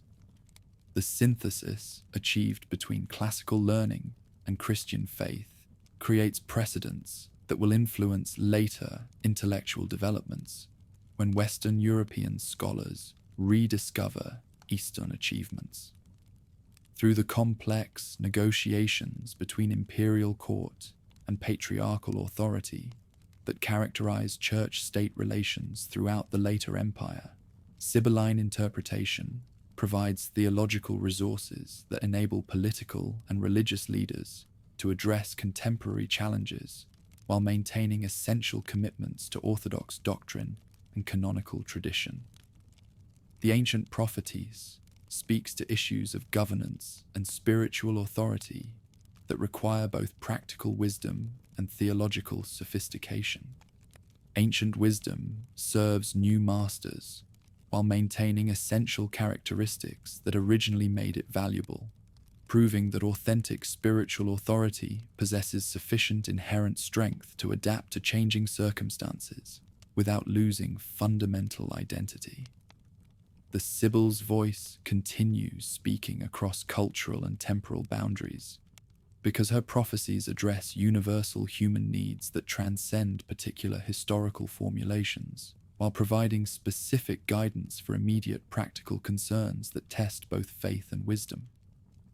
When darkness falls across the Bosphorus and palace lights reflect like stars on waters that have witnessed the rise and fall of empires, the prophetic voices preserved in imperial libraries continue offering guidance that connects contemporary decision-makers with wisdom traditions, stretching back through centuries of human seeking after divine truth. Their preservation represents more than scholarly achievement. It embodies successful demonstration that civilization can maintain continuity across fundamental transitions when properly committed to preserving spiritual treasures that transcend immediate political circumstances. From the golden city that guards the boundary between Europe and Asia, between Christianity and Islam, between ancient wisdom and contemporary challenge, Sibylline influence spreads through networks of cultural exchange that connect diverse civilizations in patterns of mutual enrichment that anticipate later developments in human intellectual collaboration. The ancient prophetess becomes herald of universal wisdom that transcends religious and cultural boundaries, while honoring particular traditions through which divine truth finds historical expression. Candlelight dances across parchment pages in the scriptoriums of Saint-Denis, as Brother William bends over ancient texts whose prophetic voices have guided empires and transformed civilizations, yet now seem increasingly distant from the immediate concerns that occupy ecclesiastical leadership during the reign of Charlemagne. The year 804 marks the height of Frankish cultural renewal, when scholars throughout the empire labor to preserve classical and patristic wisdom for future generations. Yet the Sibylline tradition finds itself gradually overshadowed by biblical prophecy and theological commentary that speaks more directly to contemporary spiritual needs of communities establishing new patterns of Christian governance. Within the monastery's stone walls, where the sound of chanting monks mingles with the scratch of quills against parchment, Brother William represents the last generation of scribes who recognize the ancient oracle's significance for Christian intellectual development. His careful copying preserves texts that fewer scholars each generation consider worthy of attention, as theological fashion shifts towards systematic theology and biblical exegesis that leaves little room for prophetic literature, whose complex authorship and uncertain authority make it unsuitable for the precise doctrinal formulations that characterize mature scholastic thought developing in cathedral schools across Europe. Through the corridors of learning that connect monastic libraries with cathedral schools throughout the Frankish territories, intellectual priorities undergo transformation that reflects broader changes in how religious communities understand their relationship to the classical past. Where earlier generations sought wisdom wherever divine truth might be found, later scholars develop more stringent criteria for determining which sources deserve inclusion in theological education that prepares clergy for pastoral responsibilities, requiring clear doctrinal guidance rather than speculative exploration of questionable prophetic traditions that might confuse rather than illuminate essential Christian teaching. Beyond the immediate practical concerns that drive these educational reforms lies deeper shift in religious consciousness that will define the remainder of the medieval period. As Christian civilization develops sufficient confidence in its own intellectual traditions to dispense with apologetic strategies that required extensive engagement with pagan wisdom. The very success of earlier Christian appropriation of classical learning makes continued reliance on non-biblical sources seem unnecessary when biblical authority provides adequate foundation for all essential theological development, while the institutional church achieves cultural dominance that eliminates need for external validation. Ancient prophecies that once served crucial roles in establishing Christian intellectual respectability gradually lose relevance as the faith achieves cultural dominance that eliminates need for external confirmation of its truth claims. The Sibyl's voice, which had provided essential bridge between pagan and Christian consciousness during Christianity's struggle for acceptance, now seems redundant when Christian truth commands universal acknowledgement throughout European civilization that considers itself fundamentally and permanently Christian under rulers who derive their authority from divine appointment rather than popular consent. When morning bells call monks to prayer across the valleys, where monasteries preserve the accumulated wisdom of ages, fewer voices join in intercessions that once regularly included thanksgiving for prophetic guidance received through Sibylline oracles. The ancient prophetess becomes increasingly marginal to devotional practices that focus more intensively on biblical meditation and liturgical participation, that connects worshippers directly with divine presence, without requiring intermediation through problematic, non-canonical sources, whose authority remains questionable despite their historical importance for earlier generations. Across the emerging universities, where theological education becomes increasingly systematic and professionally oriented, curriculum development reflects priorities that emphasize practical preparation for ecclesiastical administration. rather than broad intellectual exploration that might include questionable prophetic literature. Paris, Bologna, and Oxford produce graduates whose theological formation focuses on biblical interpretation, canon law, and systematic doctrine, rather than the wide-ranging erudition that characterized earlier scholarly ideals. While professional advancement requires specialization in recognized disciplines, rather than familiarity with marginal traditions, deep within cathedral chapters where ecclesiastical politics intersect with theological scholarship, decisions about which texts deserve preservation and copying reflect immediate institutional needs rather than abstract commitment to preserving all potentially valuable ancient literature.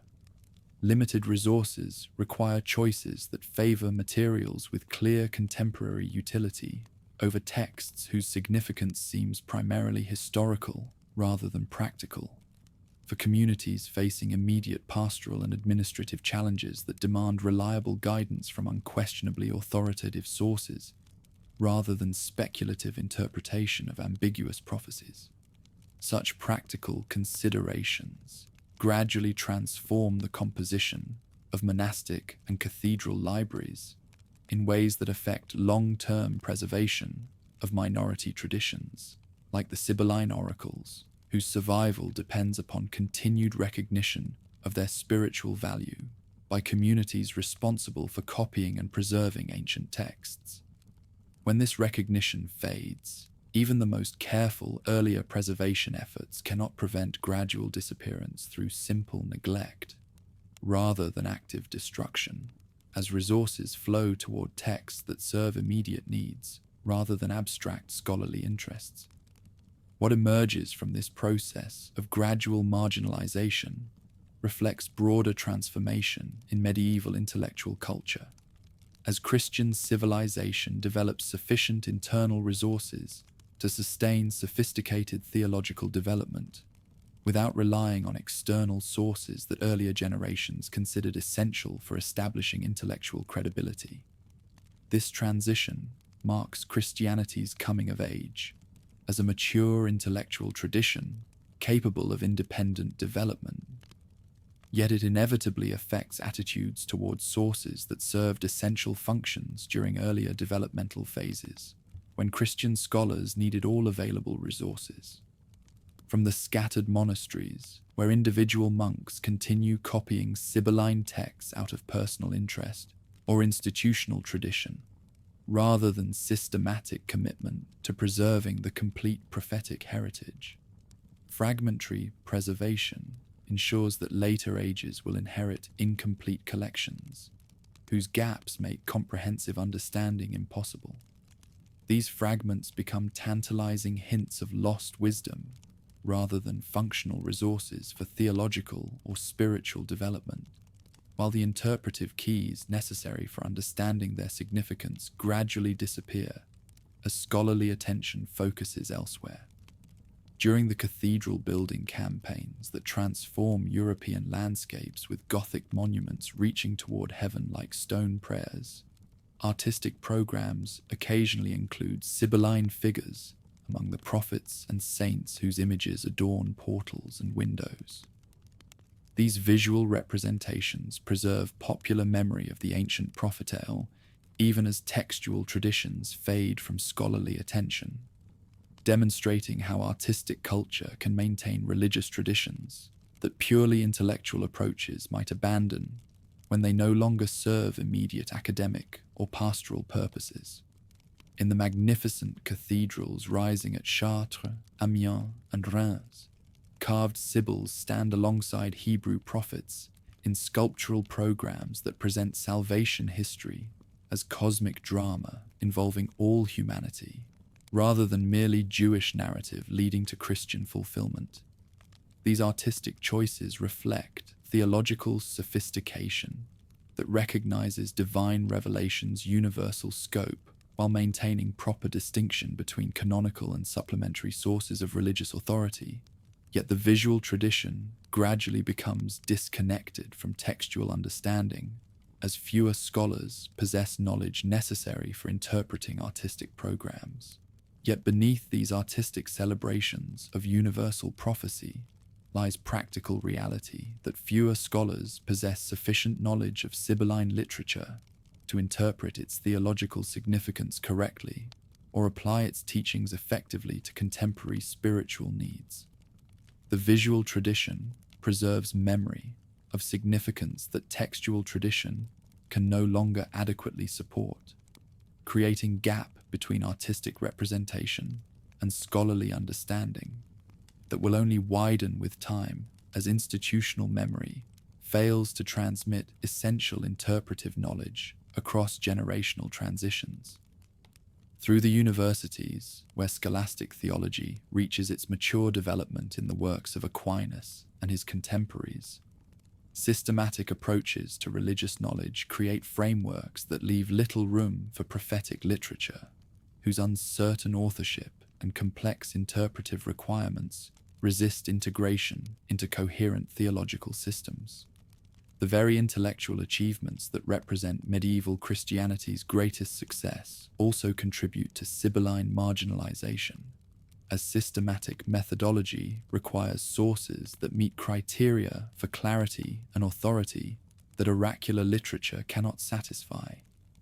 Ancient wisdom that once bridged cultural divides becomes increasingly irrelevant to theological communities whose intellectual confidence eliminates need for external validation, while their systematic methodology requires sources that provide reliable foundation for doctrinal development. The oracles become victims of Christianity's intellectual success rather than its failures, abandoned because they are no longer needed, rather than because they are proven false or theologically problematic. Yet this abandonment represents loss of valuable resources that might serve future needs. From the great libraries of Paris and Oxford, where theological scholarship reaches unprecedented sophistication, intellectual influence radiates outward to shape educational practices throughout European Christendom in ways that gradually eliminate Sibylline studies from standard clerical formation. Future priests and bishops receive training that emphasizes practical skills and systematic knowledge, rather than the broad erudition that characterized earlier scholarly ideals, while advancement within ecclesiastical hierarchies requires specialization in recognized disciplines, rather than familiarity with marginal traditions. During the later medieval centuries, when vernacular literatures begin developing their own prophetic traditions that speak more directly to contemporary audiences than ancient oracles whose cultural references seem increasingly alien, poetic creativity finds new channels that make classical prophetic literature seem outdated rather than timeless. Dante and other visionary poets create new forms of prophetic literature that speak to medieval sensibilities without requiring complex hermeneutical mediation, while popular religious movements develop apocalyptic expectations that bypass learned tradition entirely. In the scriptoriums, where copying continues on reduced scale as printing technology begins transforming textual transmission, scribes working with Sibylline materials often lack sufficient understanding of their contents to copy accurately, introducing errors that further compromise textual integrity, while making interpretation increasingly difficult for scholars who might otherwise maintain interest in these traditions. Corruption accelerates abandonment in self-reinforcing cycle of decline that affects both textual preservation and scholarly understanding. Yet beyond immediate practical factors that contribute to Sibylline marginalization lies deeper cultural transformation that reflects medieval Christianity's evolution from embattled minority, seeking intellectual respectability toward confident majority, capable of independent theological development. This transformation represents success rather than failure, maturity rather than decline, yet it inevitably affects attitudes towards sources that served essential functions during earlier developmental phases, when Christian scholarship required all available intellectual resources. Through the cathedral schools, where future ecclesiastical leaders receive their formation, educational priorities reflect contemporary needs, rather than historical consciousness that might preserve traditions whose immediate utility seems questionable.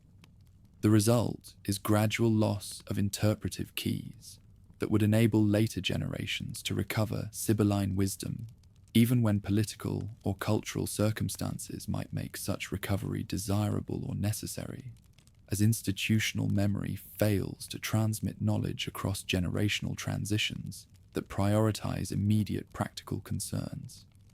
Ancient voices that once spoke across cultural boundaries gradually fade into manuscript margins and cathedral carvings, where their presence testifies to significance that living tradition can no longer adequately explain or effectively deploy.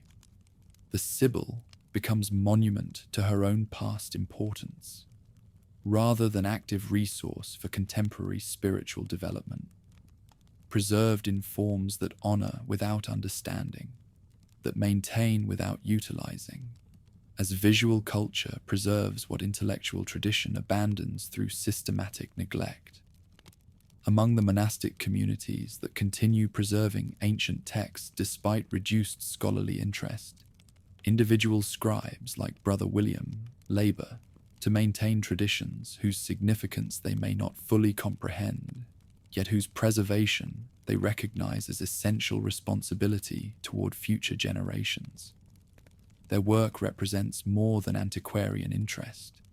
It embodies hope that later ages will rediscover treasures that present circumstances make seem irrelevant, yet whose value transcends immediate utility to encompass permanent human needs.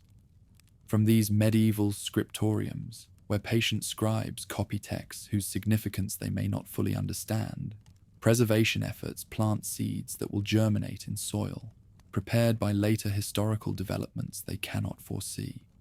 The fragments preserved through centuries of relative neglect will provide foundation for scholarly revival that will reveal new dimensions of Sibylline significance for civilizations capable of appreciating cultural synthesis that medieval Christianity had outgrown through its own intellectual success. During the final centuries before Renaissance rediscovery, when printing technology begins making manuscript copying obsolete, while humanist scholars develop new appreciation for classical literature, the few surviving Sibylline texts exist primarily as curiosities in monastic libraries, whose custodians preserve them out of institutional habit rather than active scholarly interest. These manuscripts await rediscovery by scholars whose intellectual interests and cultural perspectives will enable fresh appreciation of ancient wisdom that medieval scholarship had abandoned.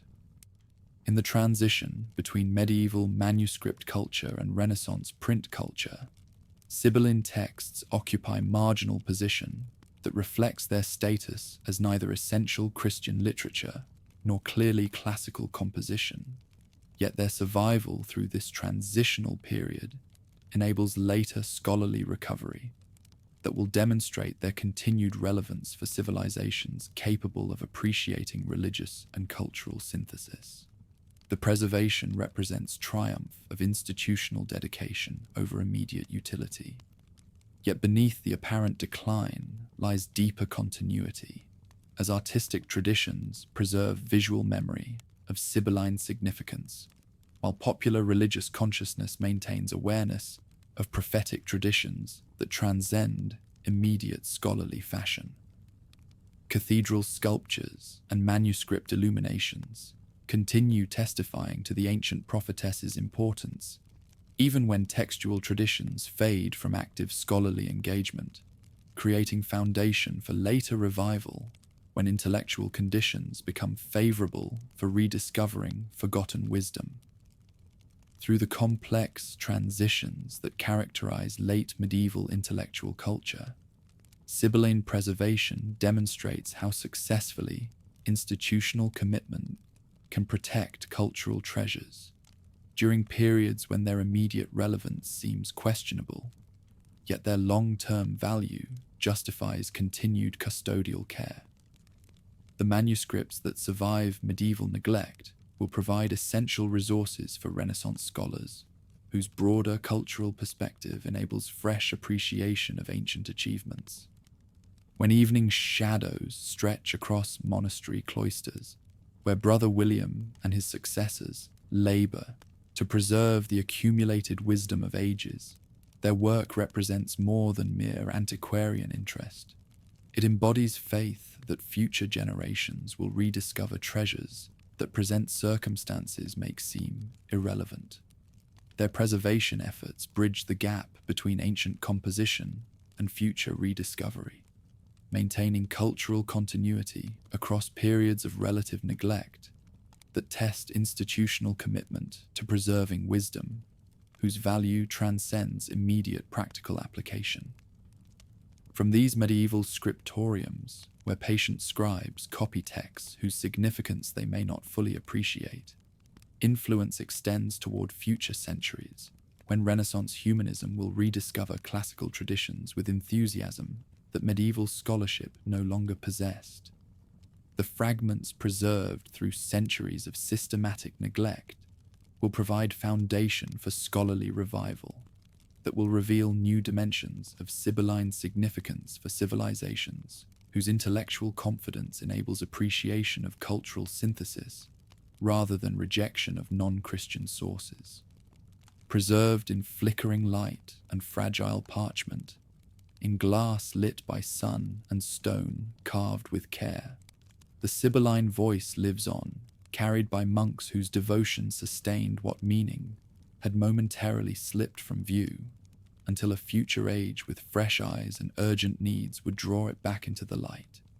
In their patient preservation lies testament to wisdom that transcends immediate utility, authority that outlasts temporary neglect, truth that finds new expression in every age, capable of receiving its transformative gifts while honoring the institutional dedication that maintained continuity across centuries of apparent irrelevance.